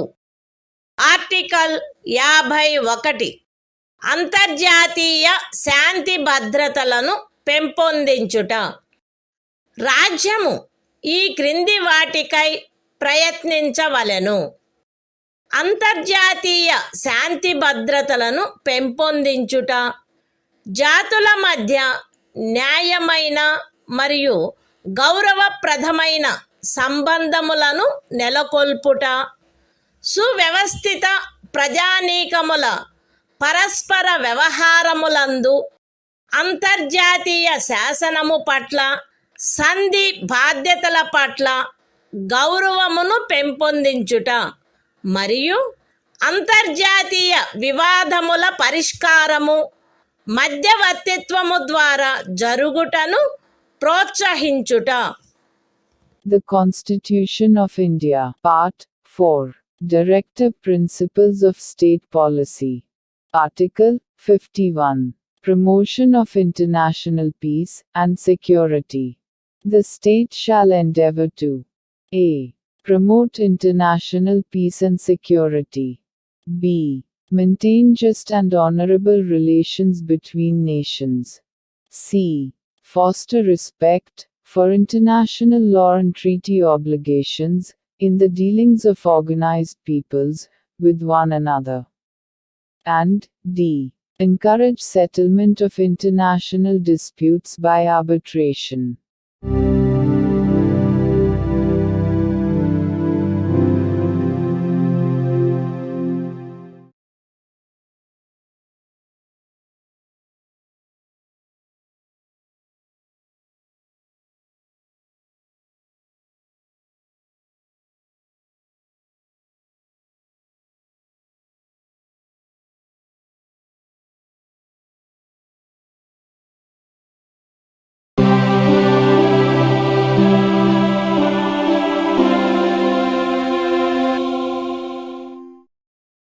భారత సంవిధానము భాగము 4A మౌలిక కర్తవ్యములు.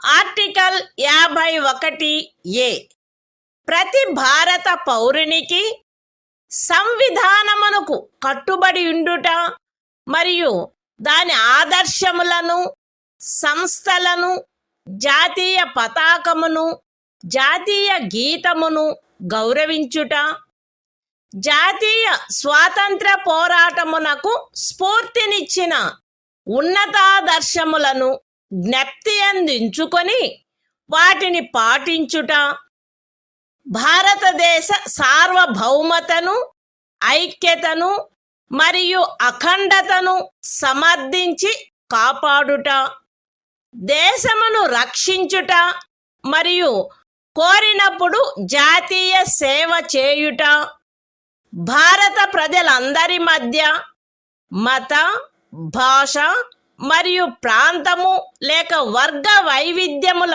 అధిగమించి సామరస్యమును, సోదర భావమును పెంపొందించుట మరియు స్త్రీల గౌరవమును న్యూనపరుచు ఆచారములను విడనాడుట, మన సమ్మిశ్ర సంస్కృతి యొక్క సుసంపన్న సాంప్రదాయమును గౌరవించి పరిరక్షించుట, అడవులు, సరస్సులు, నదులు మరియు వన్యప్రాణులతో సహా ప్రకృతి సిద్ధమైన పరిసరములను కాపాడి అభివృద్ధి చేయుట, మరియు ప్రాణికోటి పట్ల కరుణను కలిగియుండుట, వైజ్ఞానిక దృక్పథమును, మానవతావాదమును, జిజ్ఞాసను మరియు సంస్కరణా శక్తిని పెంపొందించుకొనుట, పబ్లిక్ ఆస్తిని సంరక్షించుట మరియు హింసను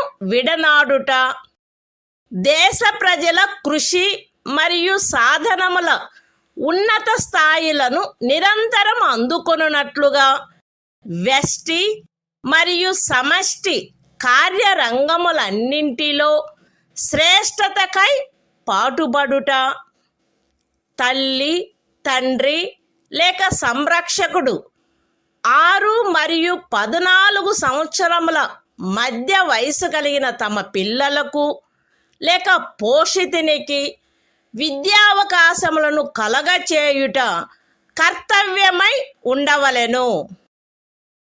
The Constitution of India, Part 4A. Fundamental Duties. Article 51A. Fundamental Duties.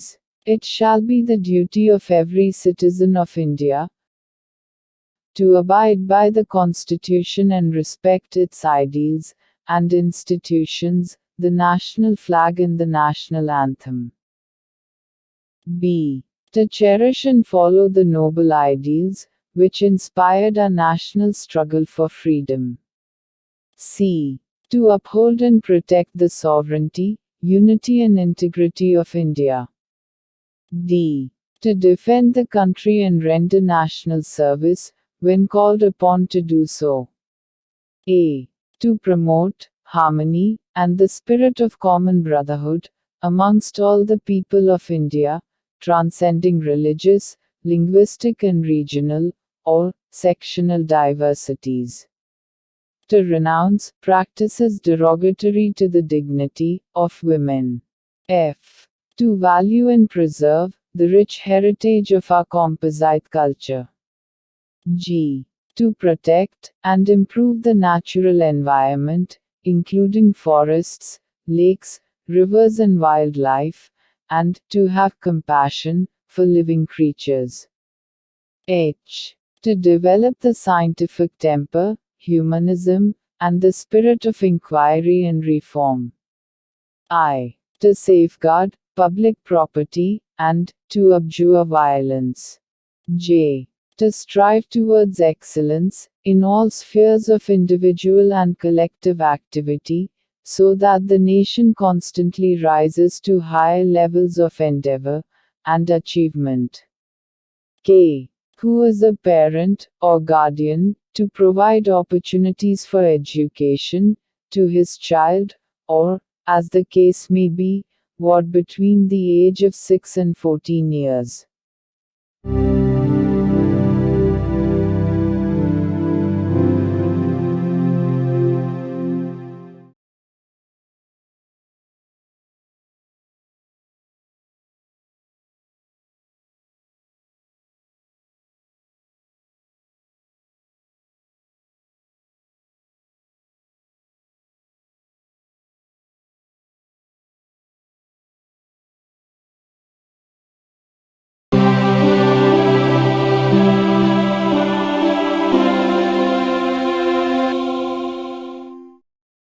భారత సంవిధానము భాగము 5 సంఘము అధ్యాయం 1 కార్యపాలక వర్గము రాష్ట్రపతి మరియు ఉపరాష్ట్రపతి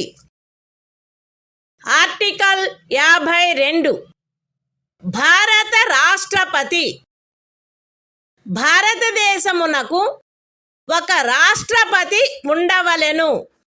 The Constitution of India, Part 5, The Union. Chapter 1. The Executive. The President and Vice President. Article 52. The President of India. There shall be a President of India.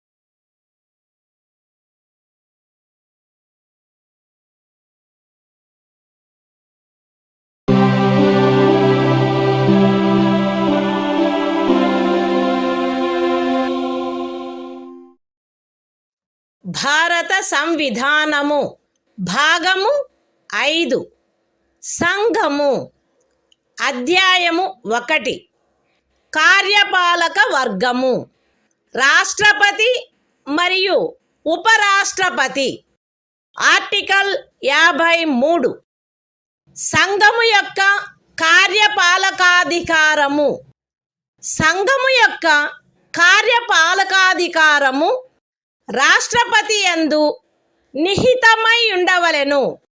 ఆయన దానిని స్వయముగా లేక తనకు అధీనస్థులగు అధికారుల ద్వారా ఈ సంవిధానమును అనుసరించి వినియోగించవలెను.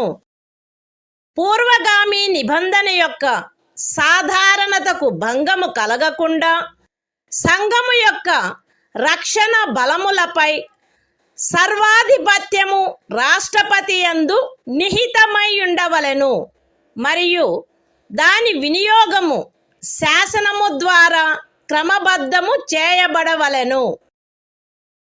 ఈ అనుచ్ఛేదములోనిదేదియు అస్తిత్వంలోనున్న ఏదేని శాసనము ద్వారా ఏదేని రాజ్య ప్రభుత్వమునకు గాని ఇతర ప్రాధికారికి గాని ప్రదత్తము చేయబడిన ఏవేని కృత్యములను రాష్ట్రపతికి అంతరణ చేయునిదిగా భావింపబడరాదు. లేక రాష్ట్రపతి మినహా ఇతర ప్రాధికారులకు శాసనము ద్వారా కృత్యములను ప్రదత్తము చేయుట నుండి పార్లమెంటును నివారించదు. The Constitution of India, Part 5, The Union. Chapter 1. The Executive.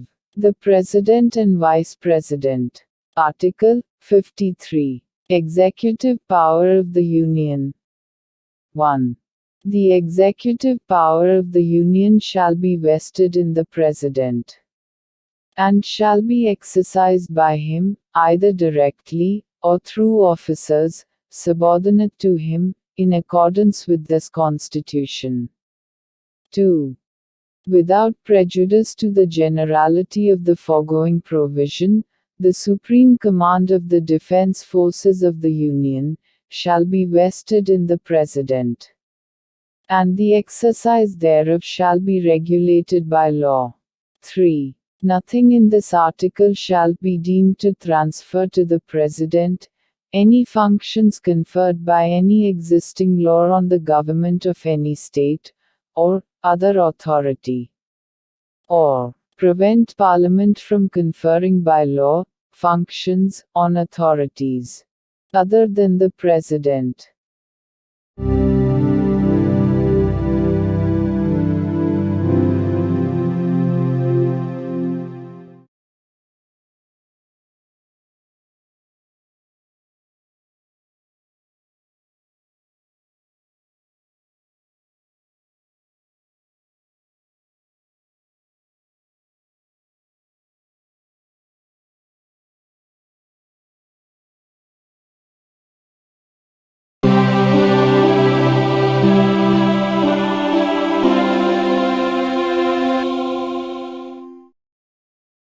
భారత సంవిధానము భాగము 5 సంఘము అధ్యాయము 1 కార్యపాలక వర్గము రాష్ట్రపతి మరియు ఉపరాష్ట్రపతి ఆర్టికల్ 54 రాష్ట్రపతి ఎన్నిక రాష్ట్రపతి ఈ క్రింది వారితో కూడిన నిర్వాచక గణము యొక్క సభ్యులచే ఎన్నుకొనబడవలెను. పార్లమెంటు ఉభయ సదనములోని ఎన్నుకొనబడిన సభ్యులు మరియు రాజ్య శాసన సభలలోని ఎన్నుకొనబడిన సభ్యులు. విశదీకరణ ఈ అనుచ్ఛేదము మరియు అనుచ్ఛేదము 55లోని రాజ్యము అను పదములో ఢిల్లీ జాతీయ రాజధాని రాజ్యక్షేత్రము మరియు పాండిచ్చేరి సంఘ రాజ్యక్షేత్రము చేరియుండును. The Constitution of India, Part 5, The Union. Chapter 1. The Executive. The President and Vice President. Article 54. Election of President. The President shall be elected by the members of an electoral college, consisting of a. the elected members of both houses of Parliament, and b. the elected members of the legislative assemblies of the states. Explanation. In this article, and in Article 55, state includes the National Capital Territory of Delhi and the Union Territory of Pondicherry.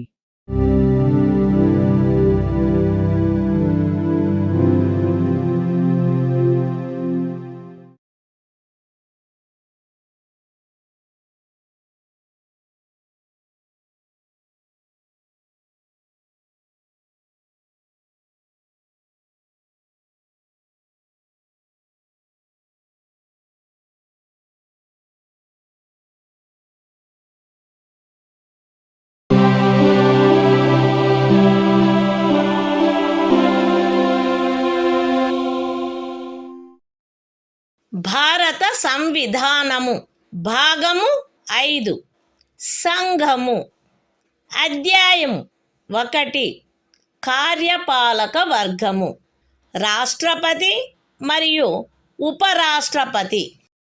Article 55 రాష్ట్రపతిని ఎన్నుకొను రీతి.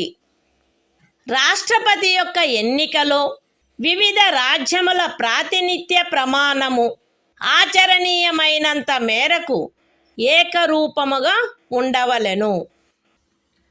రాజ్యముల మధ్య అట్టి ఏకరూపతను చేకూర్చుటకుగాను మరియు మొత్తము రాజ్యములకును సంఘమునకును మధ్య సమత్వమును చేకూర్చుటకుగాను అట్టి ఎన్నికలో పార్లమెంటులోని మరియు ప్రతి రాజ్య శాసనసభలోని ఎన్నుకొనబడిన ప్రతి సభ్యుడు ఇచ్చుటకు హక్కు కలిగియున్న ఓట్ల సంఖ్యను ఈ క్రింది రీతిగా నిర్ధారణ చేయవలెను. ఏ.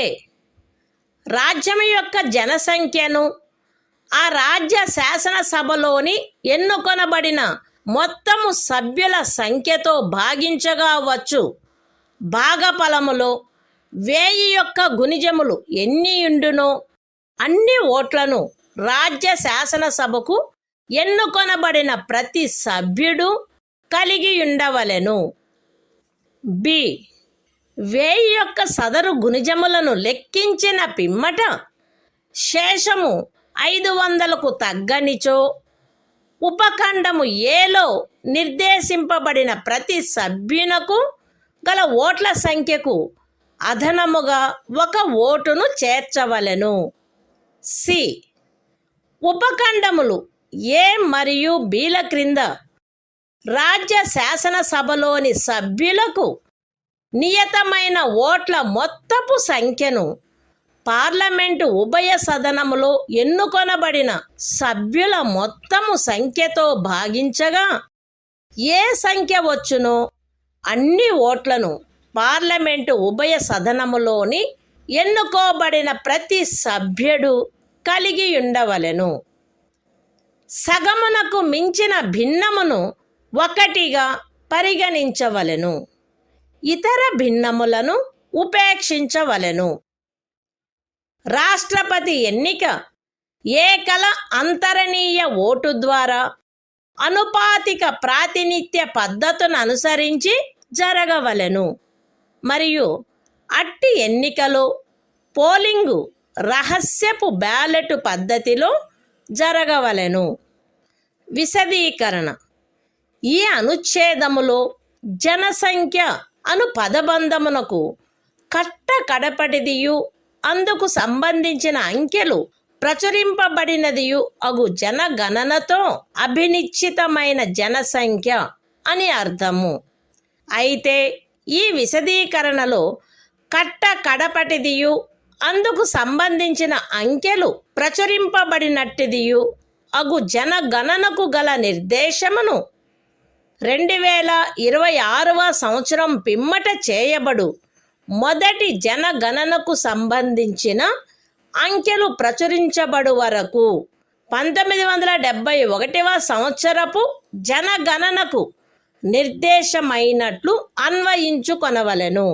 The Constitution of India, Part 5, The Union. Chapter 1. The Executive. The President and Vice President. Article 55. Manner of election of President. 1. As far as practicable, there shall be uniformity in the scale of representation of the different states at the election of the President. 2. For the purpose of securing such uniformity among the states, inter se, as well as parity between the states as a whole and the Union, the number of votes, which each elected member of Parliament, and of the Legislative Assembly of each state, is entitled to cast at such election, shall be determined in the following manner. A. Every elected member of the Legislative Assembly of a state shall have as many votes as there are multiples of 1000. In the quotient obtained by dividing the population of the state by the total number of the elected members of the Assembly. B. If, after taking the said multiples of 1000, the remainder is not less than 500, then the vote of each member referred to in subclause A shall be further increased by 1. C. Each elected member of either House of Parliament shall have such number of votes as may be obtained by dividing the total number of votes assigned to the members of the legislative assemblies of the states under subclauses A and B by the total number of the elected members of both houses of Parliament, fractions exceeding 1/2 being counted as one and other fractions being disregarded.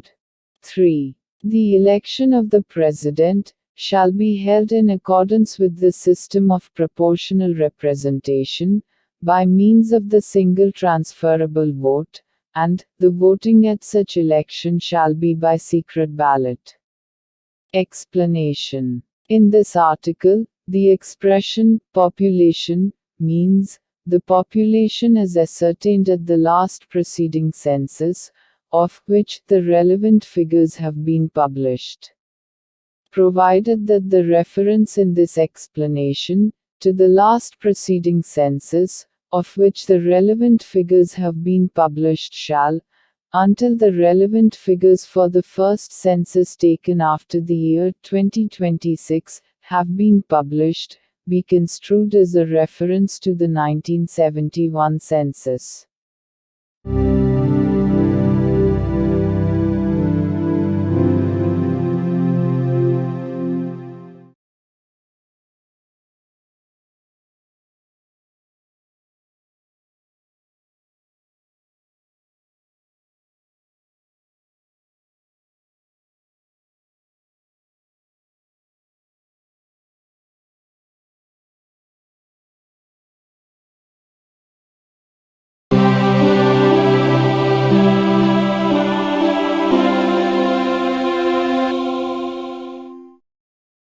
భారత సంవిధానము భాగము 5 సంఘము అధ్యాయము 1 కార్యపాలక వర్గము రాష్ట్రపతి మరియు ఉపరాష్ట్రపతి article 56 రాష్ట్రపతి పదావధి రాష్ట్రపతి తన పదవిలో ప్రవేశించిన తేదీ నుండి 5 సంవత్సరముల కాలావధి వరకు పదవి యందుండవలెను.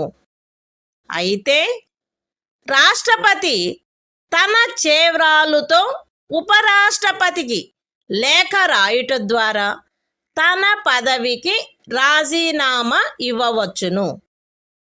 రాష్ట్రపతిని సంవిధానాతిక్రమణము కావించినందుకు 61వ అనుచ్ఛేదములో నిబంధించబడిన రీతిగా మహాభియోగము ద్వారా పదవి నుండి తొలగించవచ్చును. రాష్ట్రపతి తన పదావధి ముగిసినప్పటికీ తన ఉత్తరాధికారి ఆ పదవిలో ప్రవేశించు వరకు పదవిలో కొనసాగవలెను. ఖండము 1 యొక్క వినాయింపులోని ఖండము ఏ క్రింద ఉపరాష్ట్రపతికి పంపబడిన రాజీనామా పత్రమును ఆయన లోక్సభ అధ్యక్షునికి తక్షణమే పంపవలెను. The Constitution of India, Part 5, The Union. Chapter 1. The Executive. The President and Vice President. Article 56.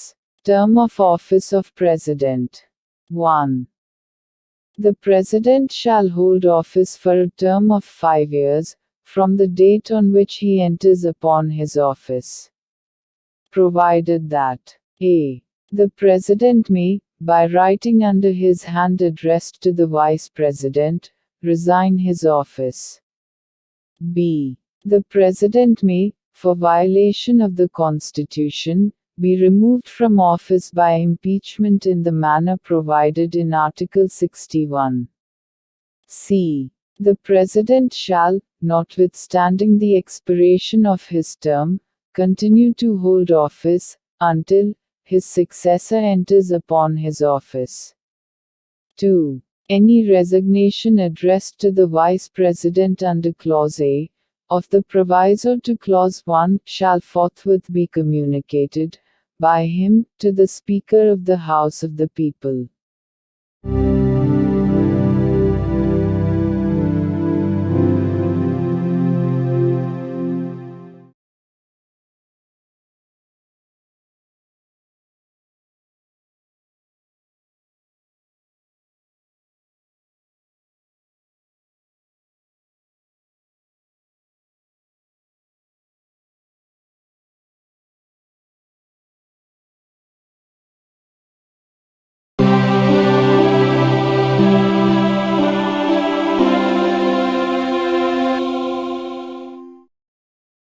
భారత సంవిధానము భాగము 5 సంఘము అధ్యాయము 1 కార్యపాలక వర్గము రాష్ట్రపతి మరియు ఉపరాష్ట్రపతి.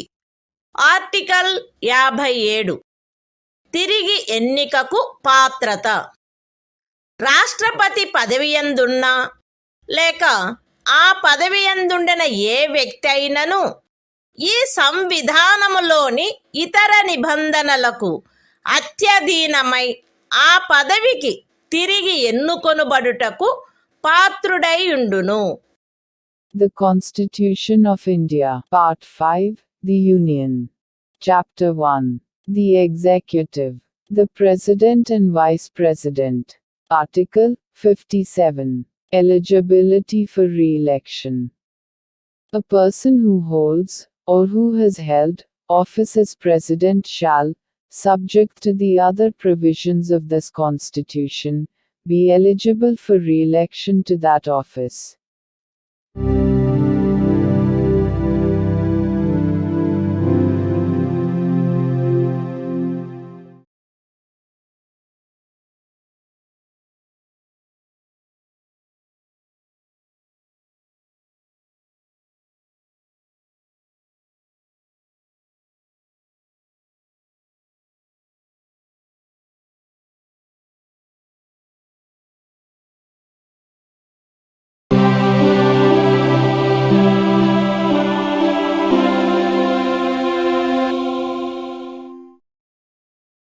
భారత సంవిధానము భాగము 5 సంఘము అధ్యాయము 1 కార్యపాలక వర్గము రాష్ట్రపతి మరియు ఉపరాష్ట్రపతి. ఆర్టికల్ 58 రాష్ట్రపతిగా ఎన్నికకు అర్హతలు. ఏ వ్యక్తి గాని భారతదేశ పౌరుడై ఉన్ననే తప్ప 35 సంవత్సరముల వయస్సు పూర్తి అయిననే తప్ప మరియు లోక్సభ సభ్యుడుగా ఎన్నుకొనబడుటకు అర్హుడై ఉన్ననే తప్ప రాష్ట్రపతిగా ఎన్నుకోబడుటకు పాత్రుడు కాడు. ఏ వ్యక్తి అయినను భారత ప్రభుత్వము క్రింద లేక ఏదేని రాజ్య ప్రభుత్వము క్రింద లేక సదరు ప్రభుత్వములోని దేని యొక్క నియంత్రణకైనను అత్యధీనమై ఉన్న ఏదేని స్థానిక లేక ఇతర ప్రాధికారి క్రింద గాని లాభాయుతమైన ఏదేని పదవి యందున్నచో ఆ వ్యక్తి రాష్ట్రపతిగా ఎన్నుకొనబడుటకు పాత్రుడు కాడు. విశదీకరణ: ఈ అనుచ్ఛేదపు నిమిత్తము ఎవరేని వ్యక్తి సంఘము యొక్క రాష్ట్రపతిగా లేక ఉపరాష్ట్రపతిగా లేక ఏదేని రాజ్యము యొక్క గవర్నరుగా లేక సంఘము యొక్క లేక ఏదేని రాజ్యము యొక్క మంత్రిగానున్న కారణమును బట్టి మాత్రమే లాభాయుతమైన పదవి యందున్నట్లు భావించబడరాదు. The Constitution of India, Part 5, The Union. Chapter 1. The Executive. The President and Vice President. Article 58. Qualifications for election as President. 1. No person shall be eligible for election as President, unless he is a citizen of India, has completed the age of 35 years, and is qualified for election, as a member of the House of the People. 2. A person shall not be eligible for election as President if he holds any office of profit, under the Government of India, or the Government of any state, or under any local or other authority, subject to the control of any of the said governments. Explanation. For the purposes of this article, a person shall not be deemed to hold any office of profit, by reason only that he is the President or Vice President of the Union, or the Governor of any state, or as a minister either for the Union or for any state.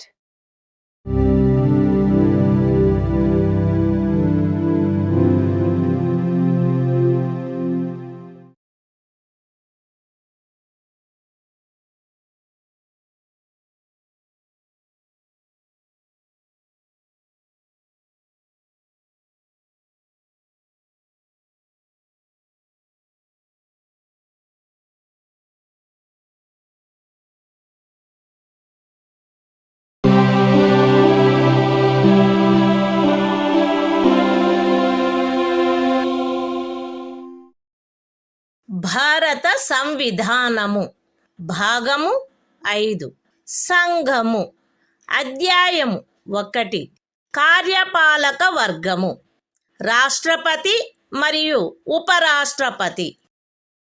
Article 59 రాష్ట్రపతి పదవీ షరతులు. రాష్ట్రపతి parliament యొక్క లేక ఏదేని రాజ్య శాసన మండలి యొక్క ఏ సదనములో గాని సభ్యుడుగా ఉండరాదు మరియు పార్లమెంటు యొక్క లేక ఏదేని రాజ్య శాసన మండలి యొక్క ఏ సదనములోని సభ్యుడైనను రాష్ట్రపతిగా ఎన్నుకొనబడినచో ఆయన రాష్ట్రపతి పదవిలో ప్రవేశించిన తేదీ నుండి ఆ సదనములోని తన స్థానమును ఖాళీ చేసినట్లు భావించవలెను. రాష్ట్రపతి లాభాయుతమైన ఏదేని ఇతర పదవి యందు ఉండరాదు. రాష్ట్రపతి అద్దె చెల్లించకుండా తన అధికార నివాస గృహములను ఉపయోగించుకొనుటకు హక్కు కలిగియుండును మరియు పార్లమెంటు శాసనము ద్వారా నిర్ధారణ చేయు ఉపలబ్ధులకు, భత్యములకు మరియు విశేషాధికారములకు మరియు తద్విషయమున అట్లు నిబంధన చేయబడు వరకు 2వ అనుసూచిలో నిర్దిష్టపరచబడిన ఉపలబ్ధులకు, భత్యములకు మరియు విశేషాధికారములకు ఆయన హక్కు కలిగియుండును. రాష్ట్రపతి యొక్క ఉపలబ్ధులు మరియు భత్యములు ఆయన పదావధిలో తగ్గించబడరాదు. The Constitution of India, Part 5, The Union. Chapter 1. The Executive. The President and Vice President. Article 59. Conditions of President's office. 1. The President shall not be a member of either House of Parliament, or of a House of the Legislature of any state. And, if a member of either House of Parliament or of a House of the Legislature of any state be elected President, he shall be deemed to have vacated his seat in that House, on the date on which he enters upon his office as President. 2. The President shall not hold any other office of profit. 3. The President shall be entitled without payment of rent to the use of his official residences, and shall be also entitled to such emoluments, allowances, and privileges as may be determined by Parliament by law. And, until provision in that behalf is so made, such emoluments, allowances and privileges, as are specified in the second schedule. 4. The emoluments and allowances of the President shall not be diminished during his term of office.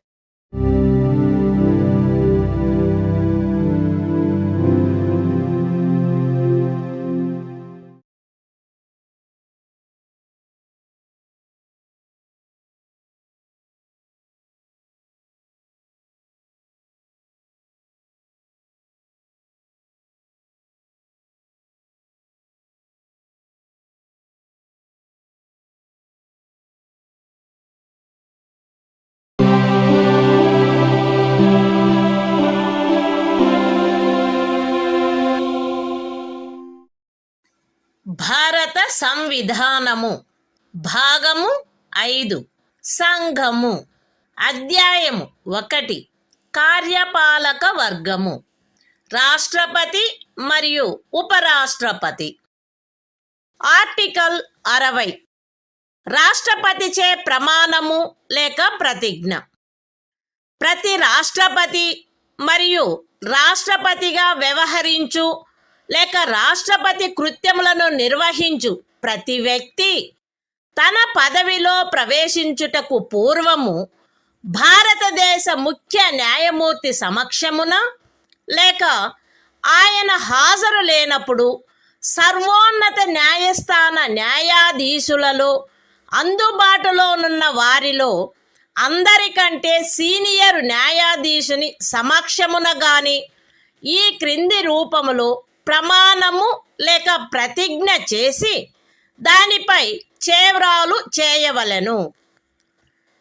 AB అను నేను భారతదేశ రాష్ట్రపతి పదవిని శ్రద్ధాపూర్వకముగా నిర్వహింతుననియు లేక రాష్ట్రపతి యొక్క కృత్యములను శ్రద్ధాపూర్వకముగా నిర్వహింతుననియు నా సంపూర్ణ సామర్థ్యము మేరకు సంవిధానమును మరియు శాసనమును పరిరక్షించి సంరక్షించి రక్షింతుననియు భారతదేశ ప్రజల సేవయందును వారి క్షేమమునందును నిరతుడునయ్యదననియు దైవ సాక్షిగా ప్రమాణము చేయుచున్నాను. సత్యనిష్టతో ప్రతిజ్ఞ చేయుచున్నాను. The Constitution of India, Part 5, The Union. Chapter 1. The Executive. The President and Vice President. Article 60. Oath, or affirmation, by the President.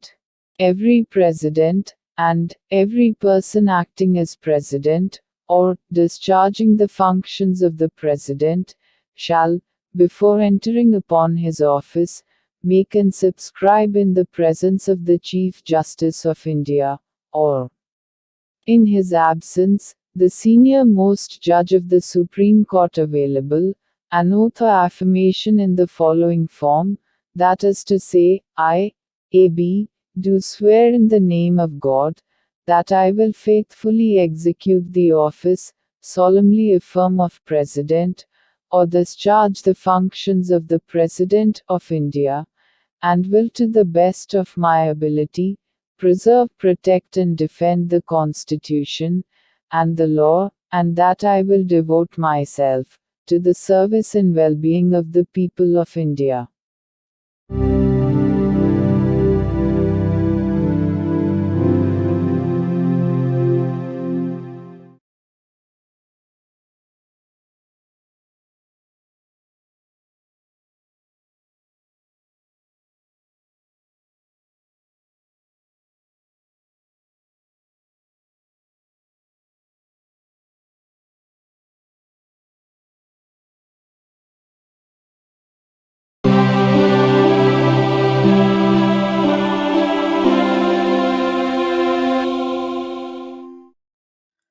భారత సంవిధానము.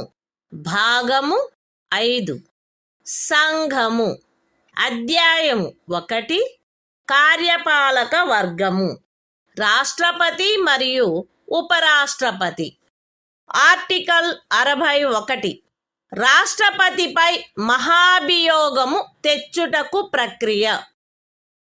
సంవిధానాతిక్రమణము కావించినాడని రాష్ట్రపతిపై మహాభియోగము జరపబడవలసినప్పుడు పార్లమెంటు యొక్క ఏ సదనము చేనైనను ఆరోపణ చేయబడవలెను. అట్టి ఆరోపణ ఏదియు అట్టి ఆరోపణ చేయు ప్రతిపాదన గల తీర్మానమును ప్రస్తావించవలెనను ఉద్దేశము తమకు కలదని ఆ సదనము యొక్క మొత్తము సభ్యుల సంఖ్యలో 4వ వంతుకు తక్కువగాని మంది చేవ్రాలు చేసి వ్రాతపూర్వకముగా నోటీసు ఇచ్చిన పిమ్మట కనీసం 14 దినములు గడిచిన తర్వాత ప్రస్తావించననే తప్ప మరియు అట్టి తీర్మానము ఆ సదనము యొక్క మొత్తము సభ్యుల సంఖ్యలో 3/2 తక్కువ కాని అధిక సంఖ్యాకులచే పాస్ చేయబడిననే తప్ప చేయబడరాదు. పార్లమెంటు యొక్క ఏ సదనమైనను అట్లు ఆరోపణ చేసినప్పుడు 2వ సదనము ఆ ఆరోపణను దర్యాప్తు చేయవలెను లేక దర్యాప్తు చేయించవలెను. మరియు అట్టి దర్యాప్తు జరుగునప్పుడు హాజరగుటకును ప్రతినిధిని పంపుటకును రాష్ట్రపతికి హక్కు ఉండును. దర్యాప్తు ఫలితముగా రాష్ట్రపతిపై చేయబడిన ఆరోపణ స్థిరపడినదని ప్రఖ్యానించు తీర్మానము ఆ ఆరోపణను దర్యాప్తు చేసిన లేక చేయించిన సదనము యొక్క సభ్యుల మొత్తము సంఖ్యలో 3/2 తక్కువ కాని అధిక సంఖ్యాకులచే ఆమోదించబడినచో అట్లు ఆమోదించబడిన తేదీ నుండి ఆ తీర్మానము రాష్ట్రపతిని పదవి నుండి తొలగించు ప్రభావము కలిగియుండును. The Constitution of India, Part 5, The Union. Chapter 1. The Executive. The President and Vice President. Article 61. Procedure for impeachment of the President. 1. When a President is to be impeached for violation of the Constitution, the charge shall be preferred by either House of Parliament. 2. No such charge shall be preferred unless the proposal to prefer such charge is contained in a resolution, which has been moved, after at least 14 days' notice in writing, signed by not less than 1/4 of the total number of members of the House, has been given of their intention to move the resolution. And such resolution has been passed by a majority of not less than 2/3 of the total membership of the House. 3. When a charge has been so preferred by either House of Parliament, the other House shall investigate the charge, or cause the charge to be investigated, and the President shall have the right to appear, and to be represented at such investigation. 4. If as a result of the investigation, a resolution is passed by a majority of not less than 2/3 of the total membership of the House, by which the charge was investigated, or caused to be investigated, declaring that the charge preferred against the President has been sustained, such resolution shall have the effect of removing the President from his office, as from the date on which the resolution is so passed.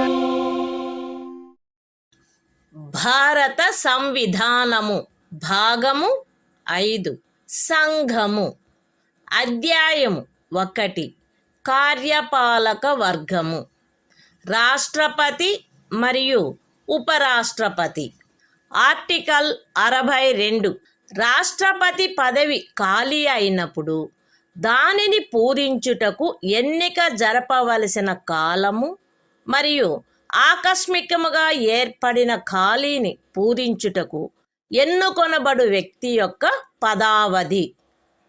రాష్ట్రపతి యొక్క పదావధి ముగియుటచే ఏర్పడు ఖాళీని పూరించుటకు జరగవలసిన ఎన్నిక ఆ పదావధి ముగియుటకు పూర్వమే పూర్తి చేయబడవలెను.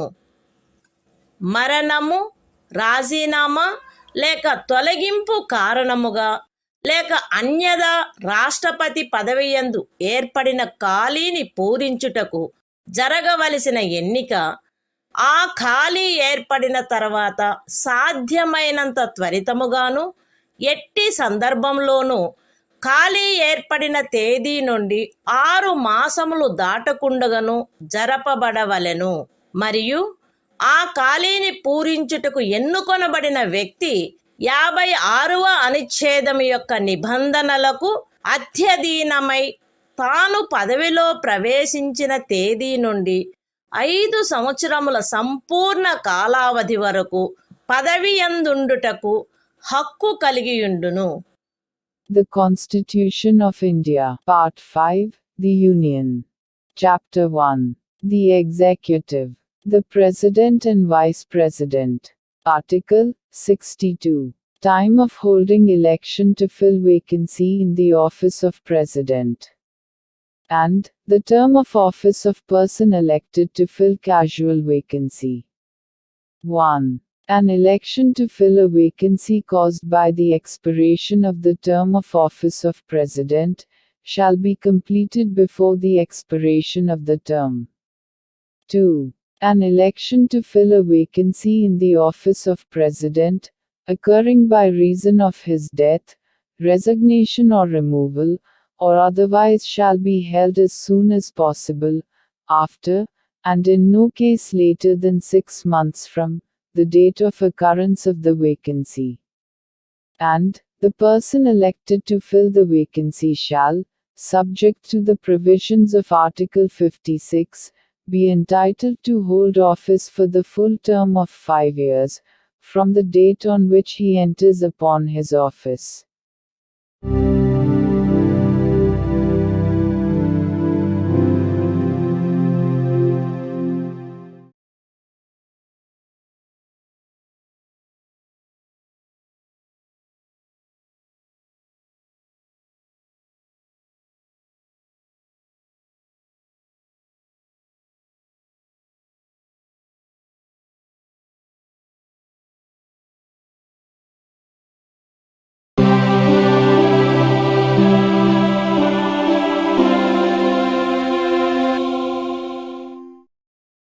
భారత సంవిధానము భాగము 5 సంఘము అధ్యాయము 1 కార్యపాలక వర్గము రాష్ట్రపతి మరియు ఉపరాష్ట్రపతి ఆర్టికల్ 63 భారత ఉపరాష్ట్రపతి భారతదేశమునకు ఒక ఉపరాష్ట్రపతి ఉండవలెను.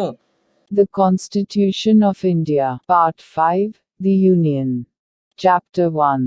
The Executive. The President and Vice President. Article 63. The Vice President of India. There shall be a Vice President of India.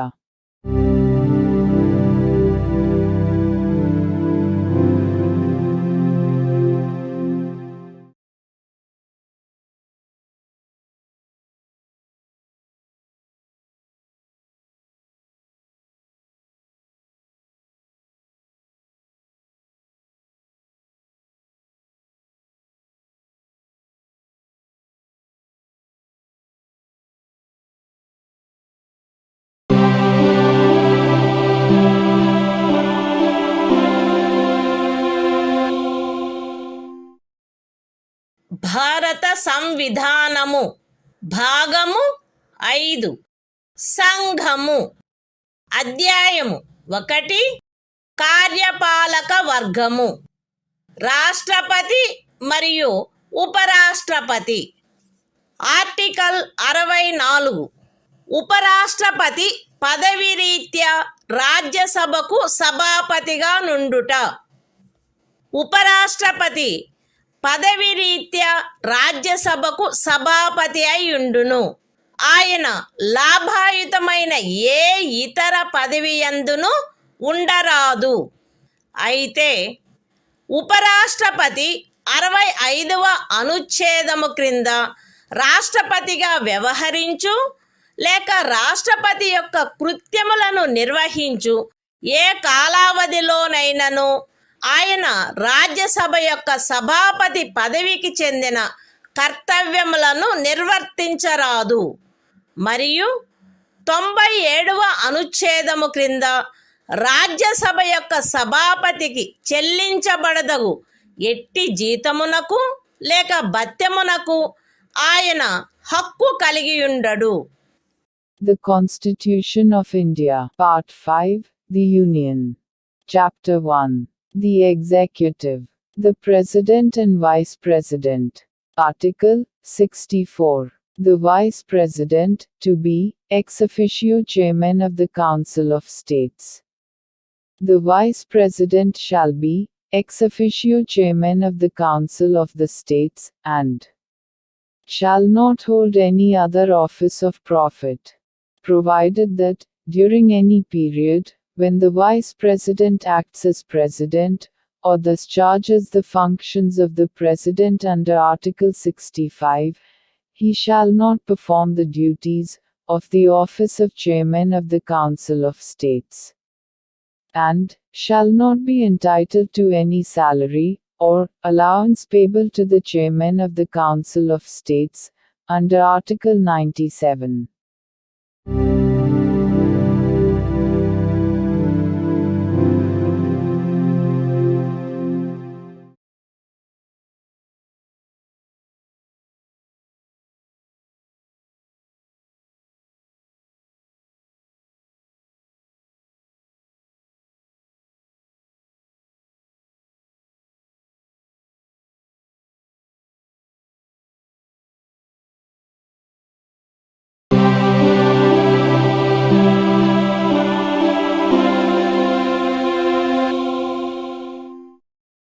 భారత సంవిధానము. భాగము 5 సంఘము. అధ్యాయము 1 కార్యపాలక వర్గము. రాష్ట్రపతి మరియు ఉపరాష్ట్రపతి. ఆర్టికల్ 65. రాష్ట్రపతి పదవిలో ఆకస్మిక ఖాళీ ఏర్పడినప్పుడు, రాష్ట్రపతి హాజరు లేనప్పుడును ఉపరాష్ట్రపతి రాష్ట్రపతిగా వ్యవహరించుట లేక ఆయన కృత్యములను నిర్వహించుట. మరణము, రాజీనామా లేక తొలగింపు కారణముగా లేక అన్యదా రాష్ట్రపతి పదవిలో ఖాళీ ఏర్పడినప్పుడు అట్టి ఖాళీని పూరించుటకు ఈ అధ్యాయము యొక్క నిబంధనలను అనుసరించి ఎన్నుకొనబడిన కొత్త రాష్ట్రపతి తన పదవిలో ప్రవేశించు తేదీ వరకు ఉపరాష్ట్రపతి రాష్ట్రపతిగా వ్యవహరించవలెను. రాష్ట్రపతి హాజరులో లేకుండుట, అస్వస్థత లేక మరేదేని కారణము వలన తన కృత్యములను నిర్వహించజాలని ఎడల ఆయన తన కర్తవ్యములను తిరిగి చేపట్టు తేదీ వరకు ఉపరాష్ట్రపతి రాష్ట్రపతి కృత్యములను నిర్వహించవలెను. ఉపరాష్ట్రపతి అట్లు రాష్ట్రపతిగా వ్యవహరించు లేక రాష్ట్రపతి యొక్క కృత్యములను నిర్వహించు కాలావధిలోను ఆ కాలావధికి సంబంధించి రాష్ట్రపతికి గల సర్వాధికారములను ఉన్ముక్తతాధికారములను కలిగియుండును. పార్లమెంటు శాసనము ద్వారా నిర్ధారణ చేయు ఉపలబ్ధులకు, భత్యములకు మరియు విశేషాధికారములకు మరియు అట్లు నిబంధన చేయబడు వరకు రెండవ అనుసూచిలో నిర్దిష్టపరచబడిన ఉపలబ్ధులకు, భత్యములకు మరియు విశేషాధికారములకు ఆయన హక్కు కలిగియుండును. The Constitution of India, Part 5, The Union. Chapter 1. The Executive. The President and Vice President. Article 65. The Vice President, to act as President, or to discharge his functions, during casual vacancies in the office, or during the absence of President. 1. In the event of the occurrence of any vacancy in the office of the President, by reason of his death, resignation, or removal, or otherwise, the Vice President shall act as President, until the date on which a new President, elected, in accordance with the provisions of this chapter, to fill such vacancy, enters upon his office. 2. When the President is unable to discharge his functions, owing to absence, illness or any other cause, the Vice President shall discharge his functions, until the date on which the President resumes his duties. 3. The Vice President shall, during, and in respect of, the period while he is so acting as, or discharging the functions of President, have all the powers and immunities of the President, and be entitled to such emoluments, allowances and privileges, as may be determined by Parliament, by law.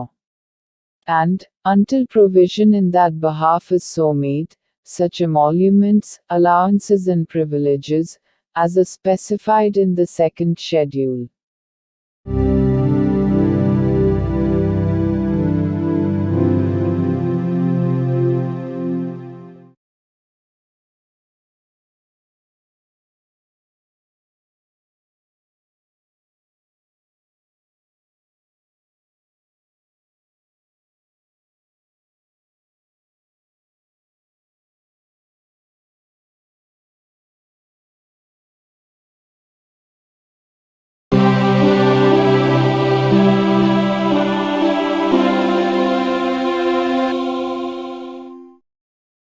భారత సంవిధానము భాగము 5 సంఘము అధ్యాయము 1 కార్యపాలక వర్గము రాష్ట్రపతి మరియు ఉపరాష్ట్రపతి. Article 66 ఉపరాష్ట్రపతి ఎన్నిక. ఉపరాష్ట్రపతి పార్లమెంటు ఉభయ సదనముల సభ్యులతో కూడిన నిర్వాచక ఘనము యొక్క సభ్యులచే ఏకల అంతరణీయ ఓటు ద్వారా అనుపాతిక ప్రాతినిధ్య పద్ధతిని అనుసరించి ఎన్నుకొనబడవలెను మరియు అట్టి ఎన్నికలలో ఓటింగు రహస్యపు బ్యాలెట్ పద్ధతిని జరగవలెను. ఉపరాష్ట్రపతి పార్లమెంటు యొక్క లేక ఏదేని రాజ్య శాసన మండలి యొక్క ఏ సదనములో గాని సభ్యుడుగా ఉండరాదు మరియు పార్లమెంటు యొక్క లేక ఏదేని రాజ్య శాసన మండలి యొక్క ఏ సదనములోని సభ్యుడైనను ఉపరాష్ట్రపతిగా ఎన్నుకోబడినచో ఆయన ఉపరాష్ట్రపతి పదవిలో ప్రవేశించిన తేదీ నుండి ఆ సదనములోని తన స్థానమును ఖాళీ చేసినట్లు భావించబడవలెను. ఏ వ్యక్తి గాని ఆయన భారతదేశ పౌరుడై ఉన్ననే తప్ప ఆయనకు 35 సంవత్సరముల వయస్సు పూర్తి అయిననే తప్ప మరియు ఆయన రాజ్యసభ సభ్యుడుగా ఎన్నుకొనబడుటకు అర్హుడై ఉన్ననే తప్ప ఉపరాష్ట్రపతిగా ఎన్నుకొనబడుటకు పాత్రుడు కాడు. ఏ వ్యక్తి అయినను భారత ప్రభుత్వము క్రింద గాని ఏదేని రాజ్య ప్రభుత్వము కింద గాని సదరు ప్రభుత్వములలో దేని యొక్క నియంత్రణకైనను అధ్యధీనమయ్యున్న ఏదేని స్థానిక లేక ఇతర ప్రాధికారి క్రింద గాని లాభాయుతమైన ఏదేని పదవి ఎందున్నచో ఆ వ్యక్తి ఉపరాష్ట్రపతిగా ఎన్నుకొనబడుటకు పాత్రుడు కాడు. విశదీకరణ: ఈ అనుచ్ఛేదపు నిమిత్తము ఎవరేని వ్యక్తి సంఘము యొక్క రాష్ట్రపతిగా లేక ఉపరాష్ట్రపతిగా లేక ఏదేని రాజ్యము యొక్క గవర్నరుగా లేక సంఘము యొక్క లేక ఏదేని రాజ్యము యొక్క మంత్రిగా ఉన్న కారణమును బట్టి మాత్రమే లాభాయుతమైన పదవి ఎందున్నట్లు భావించరాదు. The Constitution of India, Part 5, The Union. Chapter 1. The Executive. The President and Vice President. Article 66. Election of Vice President. 1. The Vice President shall be elected by the members of an electoral college consisting of the members of both houses of Parliament, in accordance with the system of proportional representation, by means of the single transferable vote, and the voting at such election shall be by secret ballot. 2. The Vice President shall not be a member of either House of Parliament or of a House of the Legislature of any state. And, if a member of either House of Parliament or of a House of the Legislature of any state be elected Vice President, he shall be deemed to have vacated his seat in that House, on the date on which he enters upon his office, as Vice President. 3. No person shall be eligible for election as Vice President, unless he is a citizen of India. B. Has completed the age of 35 years, and C. Is qualified for election, as a member of the Council of States. 4. A person shall not be eligible for election as Vice President, if he holds any office of profit, under the Government of India, or the Government of any state, or under any local, or other authority, subject to the control of any of the said governments. Explanation. For the purposes of this article, a person shall not be deemed to hold any office of profit, by reason only that he is the President or Vice President of the Union, or the Governor of any state, or is a minister either for the Union, or for any state.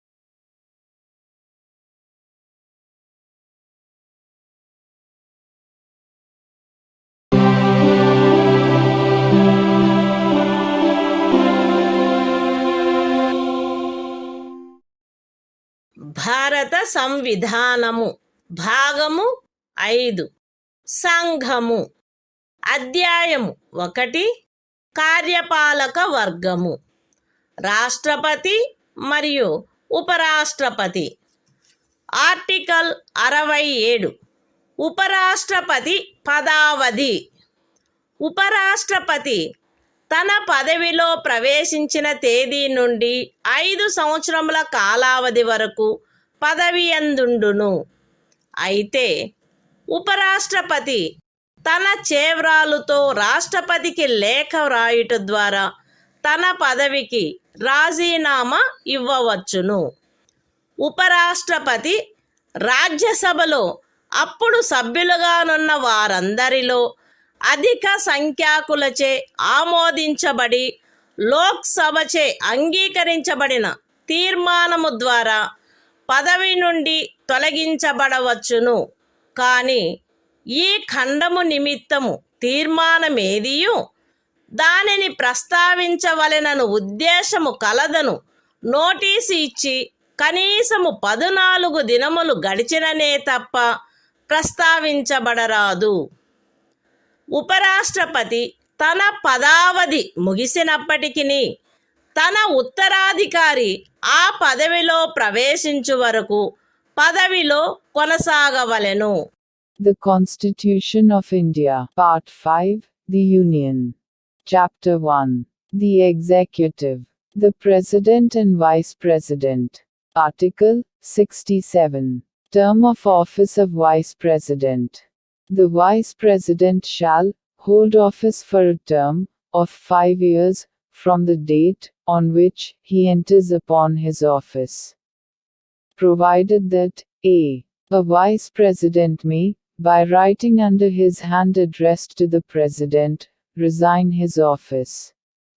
b. A Vice President may be removed from his office by a resolution of the Council of States, passed by a majority of all the then members of the Council and agreed to by the House of the People. But no resolution for the purpose of this clause shall be moved, unless at least 14 days' notice has been given of the intention to move the resolution. c. A Vice President shall, notwithstanding the expiration of his term, continue to hold office until his successor enters upon his office.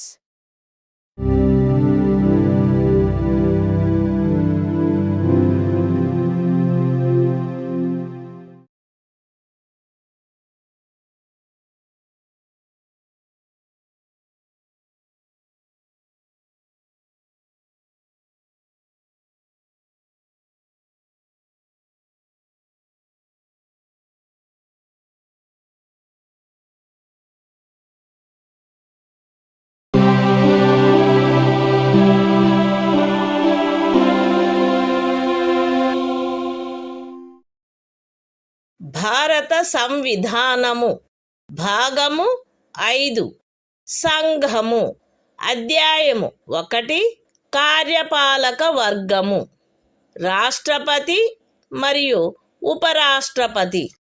Article 68. ఉపరాష్ట్రపతి పదవి ఖాళీ అయినప్పుడు దానిని పూరించుటకు ఎన్నిక జరపవలసిన కాలము మరియు ఆకస్మికముగా ఏర్పడిన ఖాళీని పూరించుటకు ఎన్నుకొనబడు వ్యక్తి యొక్క పదావధి. ఉపరాష్ట్రపతి యొక్క పదావధి ముగియుటచే ఏర్పడు ఖాళీని పూరించుటకు జరగవలసిన ఎన్నిక ఆ పదావధి ముగియుటకు పూర్వమే పూర్తి చేయబడవలెను. మరణము, రాజీనామా లేక తొలగింపు కారణముగా లేక అన్యథా ఉపరాష్ట్రపతి పదవియందు ఏర్పడిన ఖాళీని పూరించుటకు జరపవలసిన ఎన్నిక ఆ ఖాళీ ఏర్పడిన తరువాత సాధ్యమైనంత త్వరితముగా జరపబడవలెను మరియు ఆ ఖాళీని పూరించుటకు ఎన్నుకొనబడిన వ్యక్తి 67వ అనుచ్ఛేదము యొక్క నిబంధనలకు అత్యధీనమై తాను పదవిలో ప్రవేశించిన తేదీ నుండి 5 సంవత్సరముల సంపూర్ణ కాలావధి వరకు పదవి యందుండుటకు హక్కు కలిగియుండును. The Constitution of India, Part 5, The Union. Chapter 1. The Executive. The President and Vice President. Article 68. Time of holding election to fill vacancy in the office of Vice President. And the term of office of person elected to fill casual vacancy. 1. An election to fill a vacancy caused by the expiration of the term of office of Vice President shall be completed before the expiration of the term. 2. An election to fill a vacancy in the office of Vice President occurring by reason of his death, resignation or removal, or otherwise shall be held as soon as possible after the occurrence of the vacancy. And, the person elected, to fill the vacancy shall, subject to the provisions of Article 67, be entitled to hold office, for the full term of 5 years, from the date on which he enters upon his office.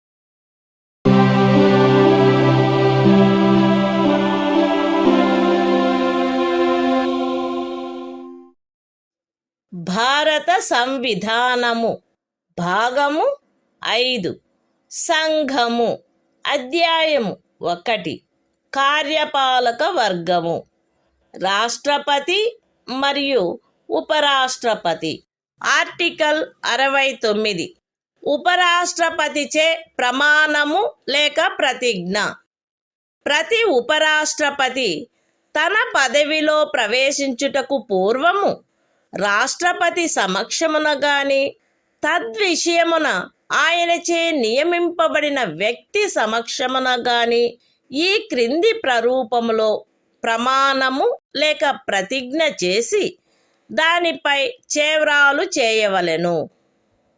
AB అను నేను శాసనము ద్వారా స్థాపితమైన భారత సంవిధానము పట్ల యథార్థమైన శ్రద్ధానిష్టలను కలిగియుందుననియు మరియు నేను వహింపనున్న కర్తవ్యములను శ్రద్ధాపూర్వకముగా నిర్వహింతుననియు దైవ సాక్షిగా ప్రమాణం చేయుచున్నాను.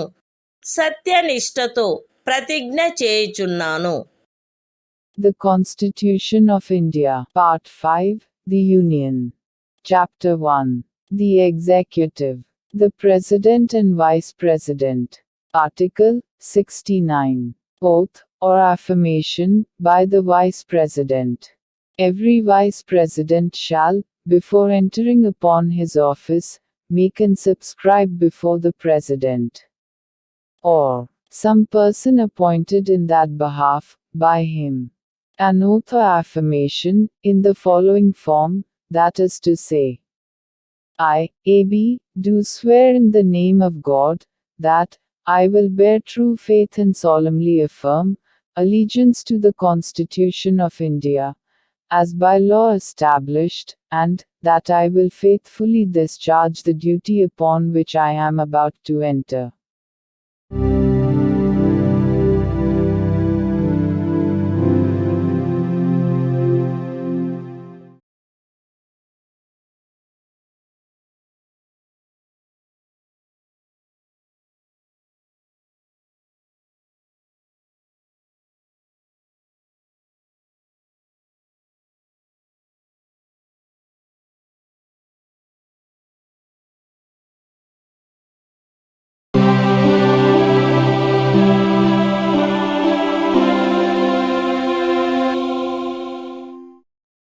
భారత సంవిధానము భాగము 5 సంఘము అధ్యాయము 1 కార్యపాలక వర్గము రాష్ట్రపతి మరియు ఉపరాష్ట్రపతి ఆర్టికల్ 70 ఇతర యాదృచ్ఛిక పరిస్థితులలో రాష్ట్రపతి యొక్క కృత్యములు.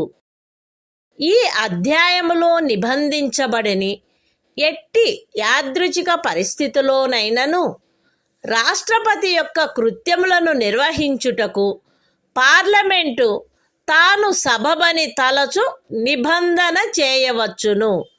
The Constitution of India, Part 5, The Union. Chapter 1. The Executive. The President and Vice President. Article 70. Discharge of President's functions in other contingencies. Parliament may make such provision, as it thinks fit, for the discharge of the functions of the President, in any contingency not provided for in this chapter.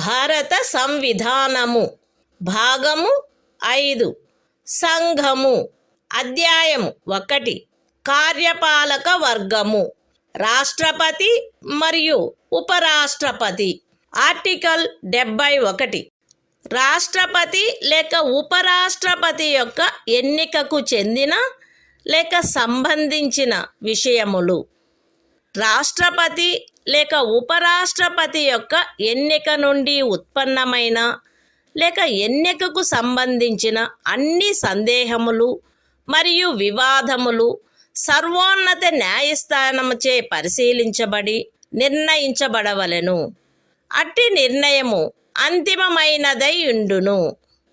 రాష్ట్రపతిగా లేక ఉపరాష్ట్రపతిగా ఒక వ్యక్తి యొక్క ఎన్నిక చెల్లదని సర్వోన్నత న్యాయస్థానము ప్రఖ్యానించినచో సర్వోన్నత న్యాయస్థానము ఆ నిర్ణయము చేసిన తేదీన గాని అంతకు పూర్వము గాని సందర్భానుసారముగా రాష్ట్రపతి పదవికి లేక ఉపరాష్ట్రపతి పదవికి చెందిన అధికారములను వినియోగించుటలోను కర్తవ్యములు నిర్వహించుటలోను ఆయనచే చేయబడిన కార్యములు ఆ ప్రఖ్యానము కారణముగా అమాన్యమునర్చబడరాదు. ఈ సంవిధానము యొక్క నిబంధనలకు అత్యధీనమై రాష్ట్రపతి లేక ఉపరాష్ట్రపతి యొక్క ఎన్నికకు చెందిన లేక సంబంధించిన విషయమును పార్లమెంటు శాసనము ద్వారా క్రమబద్ధము చేయవచ్చును. రాష్ట్రపతిగా లేక ఉపరాష్ట్రపతిగా ఒక వ్యక్తి యొక్క ఎన్నిక అతనిని ఎన్నుకొనడి నిర్వాచక గణము యొక్క సభ్యులలో ఏ కారణము వలనైనను ఏదేని ఖాళీ ఉన్నదను కారణమును బట్టి ప్రష్టవ్యము కారాదు. The Constitution of India, Part 5, The Union. Chapter 1. The Executive. The President and Vice President. Article 71. Matters relating to, or connected with, the election of a President or Vice President. 1. All doubts and disputes arising out of, or in connection with the election of a President, or Vice President shall be inquired into and decided by the Supreme Court, whose decision shall be final. 2. If the election of a person as President or Vice President is declared void by the Supreme Court, acts done by him in the exercise and performance of the powers and duties of the office of President or Vice President, as the case may be, on or before the date of the decision of the Supreme Court, shall not be invalidated by reason of that declaration.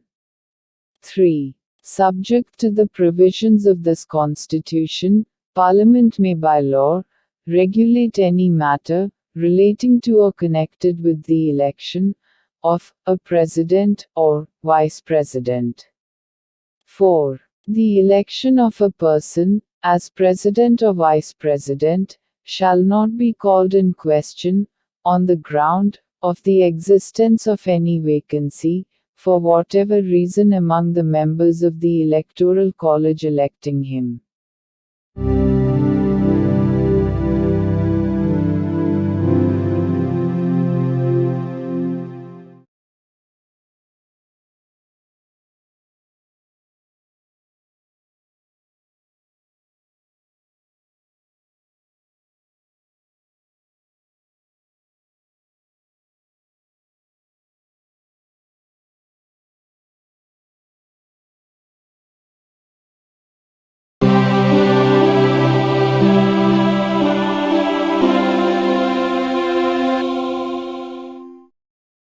భారత సంవిధానము భాగము 5 సంఘము అధ్యాయము 1 కార్యపాలక వర్గము రాష్ట్రపతి మరియు ఉపరాష్ట్రపతి article 72 కొన్ని సందర్భములలో క్షమాపణలు మొదలైన వాటిని మంజూరు చేయుటకు మరియు దండనోత్తర్వును సస్పెండ్ చేయుటకు పరిహరించుటకు లేక లఘూకరించుటకు రాష్ట్రపతి యొక్క అధికారము.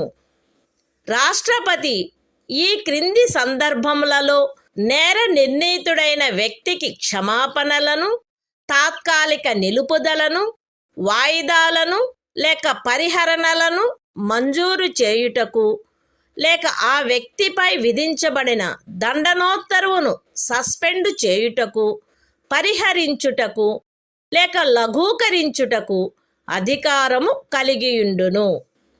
శిక్ష లేక దండనోత్తరువు సైనిక న్యాయస్థానముచే విధించబడిన అన్ని సందర్భములలో సంఘము యొక్క కార్యపాలనాధికారంలో చేరియున్న విషయమునకు సంబంధించిన ఏదేని శాసనమునకు విరుద్ధమగు అపరాధమునకై శిక్ష లేక దండనోత్తరు విధించబడిన అన్ని సందర్భములలో దండనోత్తరు మరణ దండనోత్తరు అయిన అన్ని సందర్భములలో ఏదేని సైనిక న్యాయస్థానముచే ఇవ్వబడిన దండనోత్తరువును సస్పెండ్ చేయుటకు, పరిహరించుటకు లేక లఘూకరించుటకు సంఘమునకు చెందిన సాయుధ బలముల యొక్క ఎవరేని అధికారికి శాసనము ద్వారా ప్రదత్తము చేయబడిన అధికారమునకు ఖండము 1 యొక్క ఉపఖండము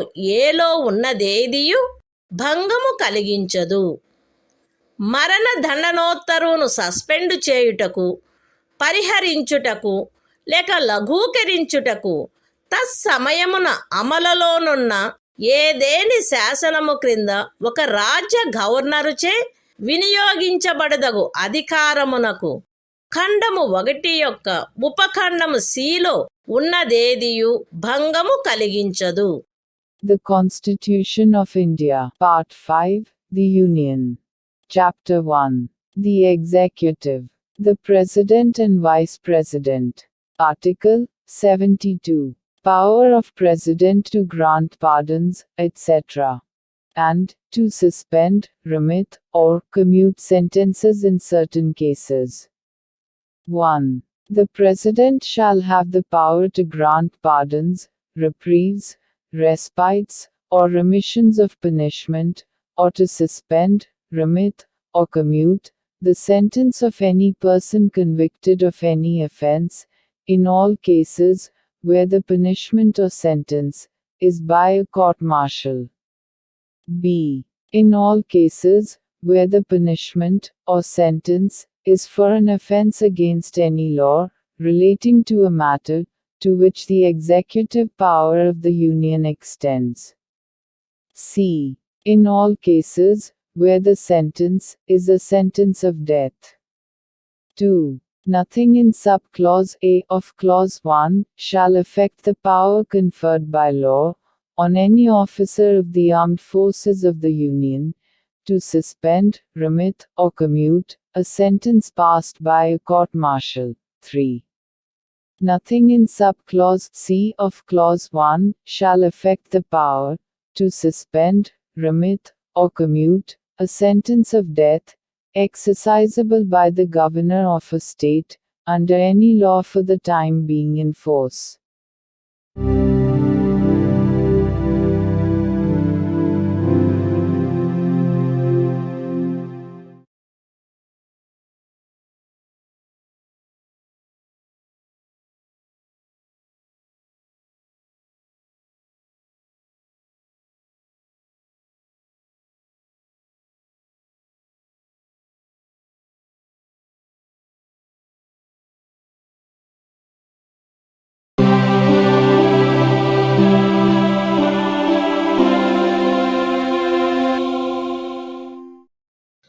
భారత సంవిధానము భాగము 5 సంఘము అధ్యాయం 1 కార్యపాలక వర్గము రాష్ట్రపతి మరియు ఉపరాష్ట్రపతి. ఆర్టికల్ 73 సంఘము యొక్క కార్యపాలకాధికార విస్తరణ. ఈ సంవిధాన నిబంధనలకు అధ్యయనమై సంఘము యొక్క కార్యపాలకాధికారములో ఈ క్రిందివి చేరియుండును. ఏ విషయములను గురించి శాసనములను చేయుటకు పార్లమెంటు అధికారము గలదో ఆ విషయములు మరియు ఏదేని సంధి లేక ఖరారును బట్టి భారత ప్రభుత్వముచే వినియోగించబడదగు హక్కుల యొక్క, ప్రాధికారము యొక్క మరియు అధికారిత యొక్క వినియోగము. అయితే ఈ సంవిధానములో గాని పార్లమెంటుచే చేయబడిన ఏదేని శాసనములో గాని అభివ్యక్తము కాని నిబంధించబడినట్లు తప్ప ఏదేని రాజ్యములో ఏ విషయములను గురించి శాసనములను చేయుటకు ఆ రాజ్య శాసన మండలికి కూడా అధికారము కలదో ఆ విషయములు ఉపఖండము ఏలో నిర్దేశించబడిన కార్యపాలకాధికారములో చేరియుండవు. ఏ విషయముల గురించి ఒక రాజ్యము కొరకు శాసనములు చేయుటకు పార్లమెంటుకు అధికారము కలదో ఆ విషయములలో ఆ రాజ్యము మరియు ఆ రాజ్యపు ఎవరేని అధికారి లేక ప్రాధికారి ఈ సంవిధానము యొక్క ప్రారంభమునకు అవ్యవహిత పూర్వము చలాయించగలిగి ఉండినట్టి కార్యపాలకాధికారమును లేక కృత్యములను ఈ అనుచ్ఛేదములో ఏమి ఉన్నప్పటికీ పార్లమెంటుచే అన్యథా నిబంధించబడినంత వరకు ఆ రాజ్యము మరియు ఆ రాజ్యపు ఎవరేని అధికారి లేక ప్రాధికారి చలాయించుచుండుట కొనసాగించవచ్చును. The Constitution of India, Part 5, The Union. Chapter 1. The Executive. The President and Vice President. Article 73. Extent of executive power of the Union. 1. Subject to the provisions of this Constitution, the executive power of the Union shall extend to the matters with respect to which Parliament has power to make laws, and b. to the exercise of such rights, authority, and jurisdiction as are exercisable by the Government of India, by virtue of any treaty or agreement, provided that the executive power referred to in subclause A shall not, save as expressly provided in this Constitution, or in any law made by Parliament, extend, in any state to matters with respect to which the legislature of the state has also power to make laws. 2. Until otherwise provided by Parliament, a state and any officer or authority of a state may, notwithstanding anything in this article, continue to exercise in matters with respect to which Parliament has power to make laws for that state such executive power or functions as the state or officer or authority thereof could exercise immediately before the commencement of this Constitution.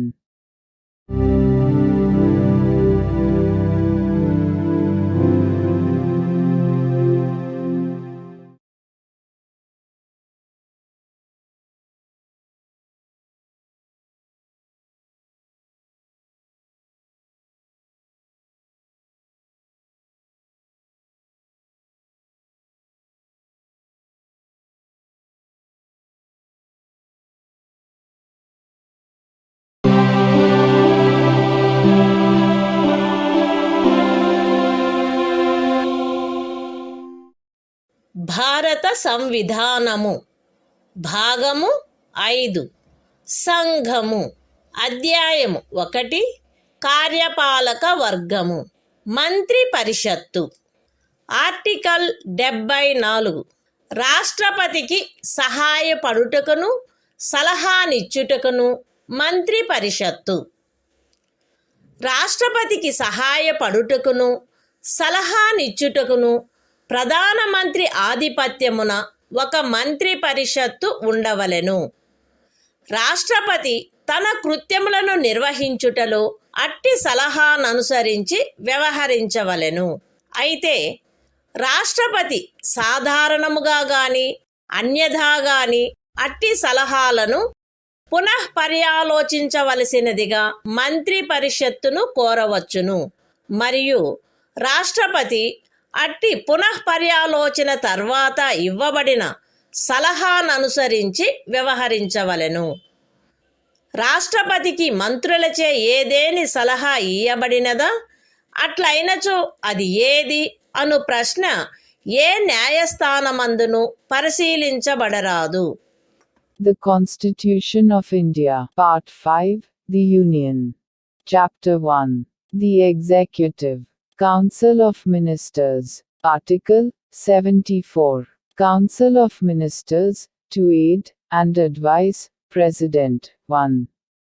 There shall be a Council of Ministers, with the Prime Minister at the head, to aid and advise the President, who shall, in the exercise of his functions, act in accordance with such advice.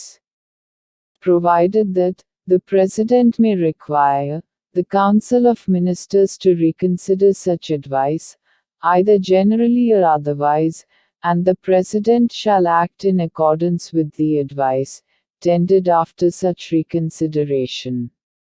2. The question whether any, and if so what, advice was tendered by ministers to the President shall not be inquired into in any court.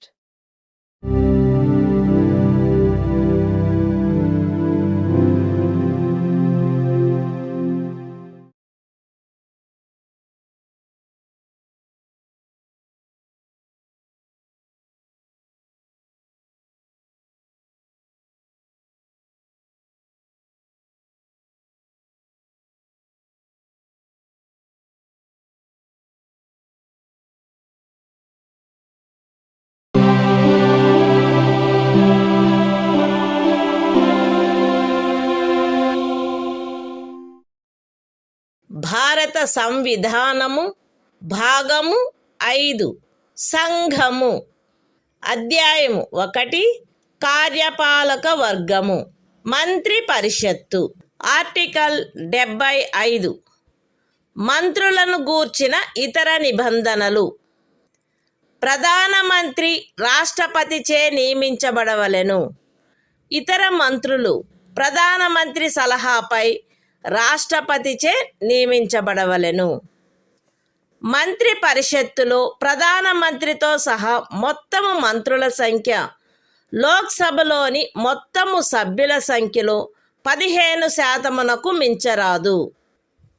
10వ అనుసూచి యొక్క 2వ పేరా క్రింద parliament ఉభయ సదనములలోని ఏదేని రాజకీయ పార్టీకి చెందియుండి ఆ సదనము యొక్క సభ్యునిగా ఉండుటకు నిరర్హుడైన ఒక సభ్యుడు అతని అనర్హత ప్రారంభపు తేదీ నుండి అట్టి సభ్యునిగా అతని పదవీ కాలావధి ముగియునంత వరకు, లేదా అతను అట్టి కాలావధి ముగియకముందే పార్లమెంటు ఉభయ సదనములలో ఏ సదనము యొక్క ఏదేని ఎన్నికకు పోటీ చేసి ఎన్నికైనట్లుగా ప్రఖ్యానింపబడు తేదీ వరకు, వీటిలో ఏది ముందుగా వచ్చునో అంతవరకు ఖండము 1 క్రింద మంత్రిగా నియోజితుడగుటకు కూడా నిరర్హుడగును.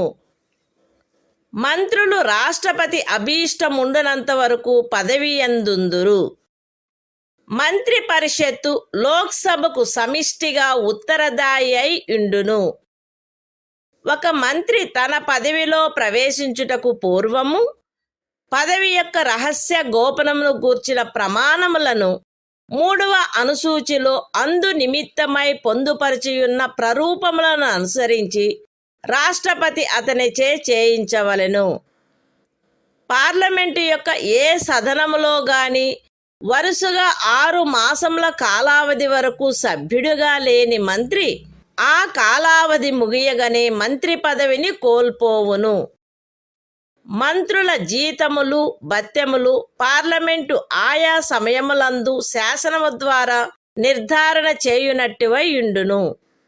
పార్లమెంటు అట్లు నిర్ధారణ చేయ వరకు అవి 2వ అనుసూచిలో నిర్దిష్టపరచబడినట్లు ఉండును. The Constitution of India, Part 5, The Union. Chapter 1. The Executive. Council of Ministers. Article 75. Other provisions, as to ministers. 1. The Prime Minister shall be appointed by the President, and the other ministers shall be appointed by the President, on the advice of the Prime Minister. 1a. The total number of ministers, including the Prime Minister, in the Council of Ministers, shall not exceed 15% of the total number of members of the House of the People. 1b. A member of either House of Parliament, belonging to any political party, who is disqualified for being a member of that House, under paragraph 2 of the 10th schedule, shall also be disqualified to be appointed as a minister under clause 1. For duration of the period commencing from the date of his disqualification, till the date on which the term of his office as such member would expire, or where he contests any election to either House of Parliament before the expiry of such period, till the date on which he is declared elected, whichever is earlier. 2. The ministers shall hold office during the pleasure of the President. 3. The Council of Ministers shall be collectively responsible to the House of the People. 4. Before a minister enters upon his office, the President shall administer to him the oaths of office and of secrecy according to the forms set out for the purpose in the 3rd schedule. 5. A minister who, for any period of 6 consecutive months, is not a member of either House of Parliament, shall at the expiration of that period cease to be a minister. 6. The salaries and allowances of ministers shall be such as Parliament may from time to time by law determine, and, until Parliament so determines, shall be as specified in the 2nd schedule.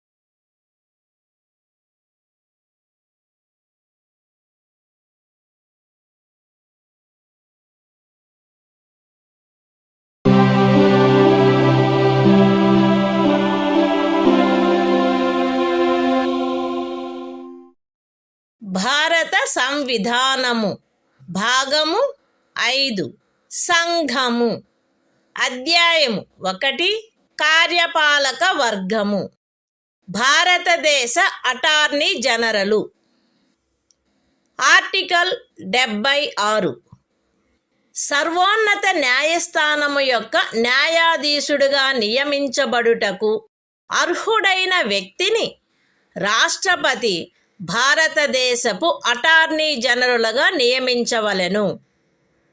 ఆయా సమయములందు శాసనిక విషయములలో రాష్ట్రపతిచే తనకు నిర్దేశించబడు వాటిపై భారత ప్రభుత్వమునకు సలహానిచ్చుటయు, రాష్ట్రపతిచే తనకు అప్పగించబడు శాసనిక స్వభావము గల ఇతర కర్తవ్యములను నిర్వర్తించుటయు ఈ సంవిధానము ద్వారా గాని దాని క్రింద గాని తత్సమయమున అమలులోనున్న ఏదేని ఇతర శాసనము ద్వారా గాని దాని క్రింద గాని తనకు ప్రదత్తము చేయబడిన కృత్యములను నిర్వహించుటయు అటార్నీ జనరల్ యొక్క కర్తవ్యమై ఉండును. అటార్నీ జనరలు తన కర్తవ్యములను నిర్వహించుటలో భారతదేశ రాజ్య క్షేత్రములోని న్యాయస్థానములన్నింటిలో వాదనాధికారమును కలిగియుండును. అటార్నీ జనరలు రాష్ట్రపతి అనుగ్రహముండునంత వరకు పదవియందుండును మరియు రాష్ట్రపతి నిర్ధారణ చేయు ప్రతి మూల్యమును పొందవలెను. The Constitution of India, Part 5, The Union. Chapter 1. The Executive. Article 76. Attorney General for India. 1. The President shall appoint a person who is qualified to be appointed a judge of the Supreme Court, to be Attorney General for India. 2. It shall be the duty of the Attorney General to give advice to the Government of India upon such legal matters, and to perform such other duties of a legal character as may from time to time be referred or assigned to him by the President, and to discharge the functions conferred on him by or under this Constitution or any other law for the time being in force. 3. In the performance of his duties, the Attorney General shall have right of audience in all courts in the territory of India. 4. The Attorney General shall hold office during the pleasure of the President, and shall receive such remuneration as the President may determine.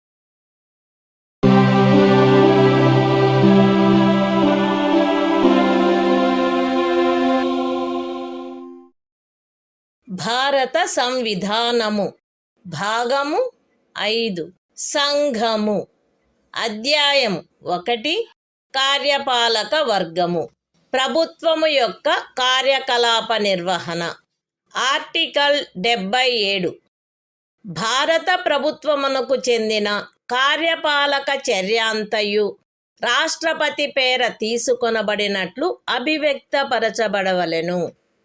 రాష్ట్రపతి పేర చేయబడిన మరియు వ్రాసి ఇయ్యబడిన ఉత్తర్వులు మరియు ఇతర పత్రములు రాష్ట్రపతి చేయు నియమావళిలో నిర్దిష్టపరచబడు రీతిగా అది ప్రమాణితము చేయబడవలెను. అట్లు అది ప్రమాణితము చేయబడిన ఉత్తర్వు యొక్క లేక పత్రము యొక్క మాన్యత అది రాష్ట్రపతిచే చేయబడినట్టి లేక వ్రాసి ఇయ్యబడినట్టి ఉత్తర్వు లేక పత్రము కాదనడి కారణమును బట్టి ప్రశ్నించబడరాదు. రాష్ట్రపతి భారత ప్రభుత్వమునకు చెందిన కార్యకలాపములను మిక్కిలి సుకరముగా జరుపుటకును ఆ కార్యకలాపములను మంత్రులకు కేటాయించుటకును నియమావళిని చేయవలెను. The Constitution of India, Part 5, The Union. Chapter 1. The Executive.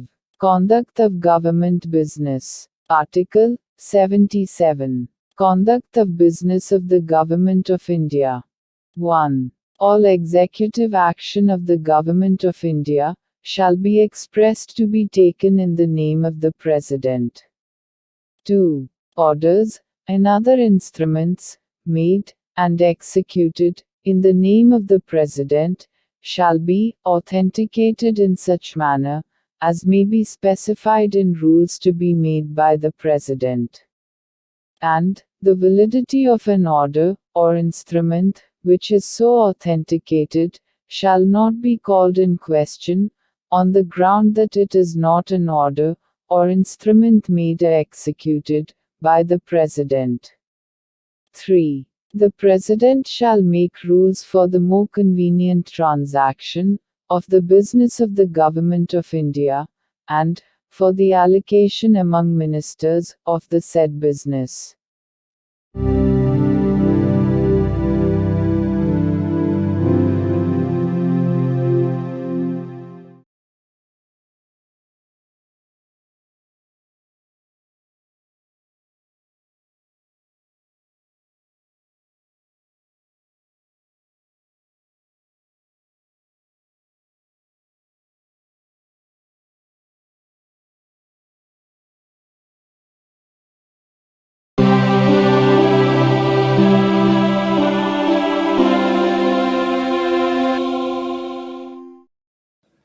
భారత సంవిధానము భాగము 5 సంఘము అధ్యాయం 1 కార్యపాలక వర్గము ప్రభుత్వము యొక్క కార్యకలాప నిర్వహణ ఆర్టికల్ 78 రాష్ట్రపతికి సమాచారమును అందచేయుట మున్నగు విషయములను గురించి ప్రధానమంత్రి కర్తవ్యములు ఈ క్రింద తెలుపబడినవి ప్రధానమంత్రి కర్తవ్యములై ఉండును.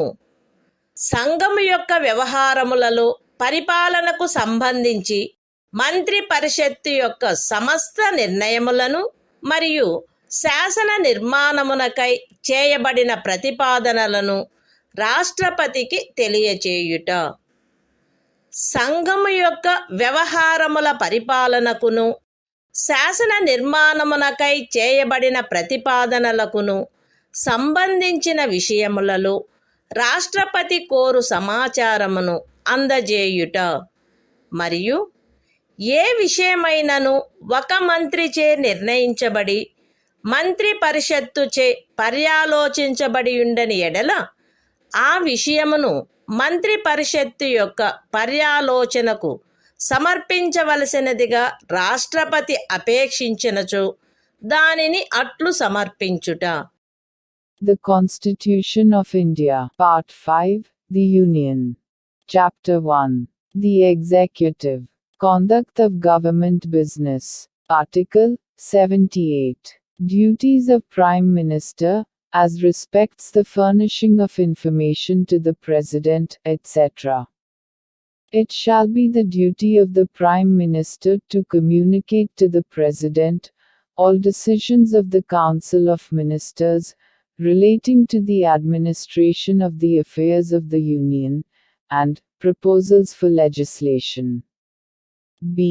To furnish such information relating to the administration of the affairs of the Union, and proposals for legislation, as the President may call for.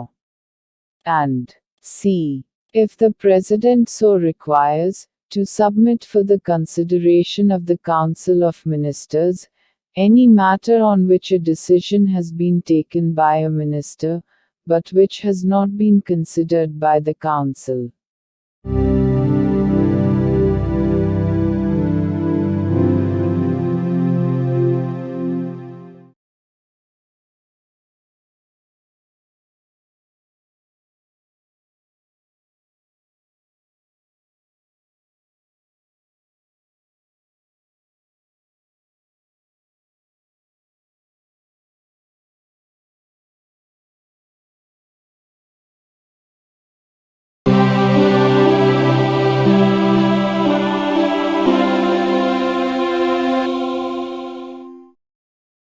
భారత సంవిధానము భాగము 5 సంఘము అధ్యాయం 2 పార్లమెంటు సాధారణ విషయములు ఆర్టికల్ 79 పార్లమెంటు యొక్క సంఘటన సంఘమునకు రాష్ట్రపతితోనూ క్రమముగా రాజ్యసభ మరియు లోక్సభ అని అనబడు 2 సదనములతో కూడిన ఒక పార్లమెంటు ఉండవలెను. The Constitution of India, Part 5, The Union. Chapter 2. Parliament. General. Article 79. Constitution of Parliament. There shall be a Parliament for the Union, which shall consist of the President, and 2 houses, to be known respectively as the Council of States, and the House of the People.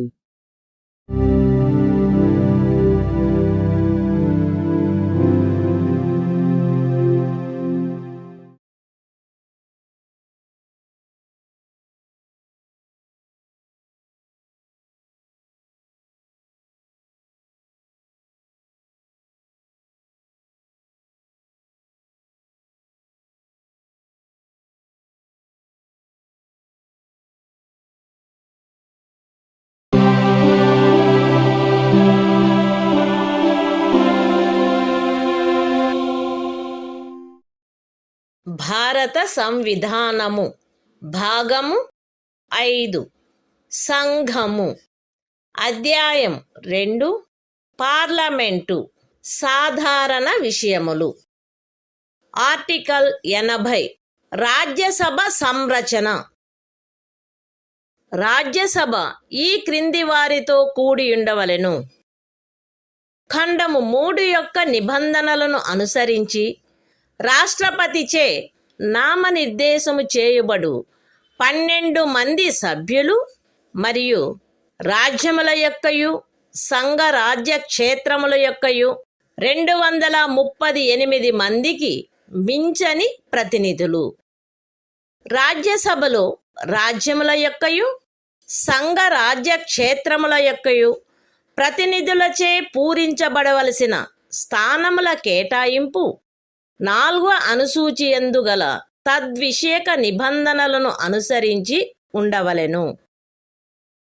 ఖండము 1 యొక్క ఉపఖండము ఏ క్రింద రాష్ట్రపతిచే నామనిర్దేశము చేయబడు సభ్యులు ఈ క్రింది వాటిని పోలిన విషయములందు విశేష జ్ఞానమును కాని ఆచరణానుభవమును కాని కలిగిన వ్యక్తులై ఉండవలెను. అనగా సాహిత్యము, విజ్ఞాన శాస్త్రము, కళ మరియు సాంఘిక సేవ. రాజ్యసభకు ప్రతి రాజ్యం యొక్క శాసనసభలోని ఎన్నుకొనబడిన సభ్యులచే ఏకల అంతరణీయ ఓటు ద్వారా అనుపాతిక ప్రాతినిధ్య పద్ధతిని అనుసరించి ఆ రాజ్యం యొక్క ప్రతినిధులు ఎన్నుకొనబడవలెను. రాజ్యసభకు సంఘ రాజ్య క్షేత్రముల యొక్క ప్రతినిధులు పార్లమెంటు శాసనము ద్వారా విహితపరచు రీతిలో ఎంపిక చేయబడవలెను. The Constitution of India, Part 5, The Union. Chapter 2, Parliament, General. Article 80. Composition of the Council of States. 1. The Council of States shall consist of 12 members to be nominated by the President, in accordance with the provisions of Clause 3. And b. Not more than 238 representatives of the states, and of the Union territories. 2. The allocation of seats, in the Council of States, to be filled by representatives of the states and of the Union territories, shall be in accordance with the provisions in that behalf contained in the 4th schedule. 3. The members to be nominated by the President under Sub-Clause A of Clause 1 shall consist of persons having special knowledge or practical experience in respect of such matters as the following, namely, literature, science, art and social service. 4. The representatives of each state, in the Council of States, shall be elected by the elected members of the Legislative Assembly of the state, in accordance with the system of proportional representation, by means of the single transferable vote. 5. The representatives of the Union territories in the Council of States shall be chosen in such manner, as Parliament may by law prescribe.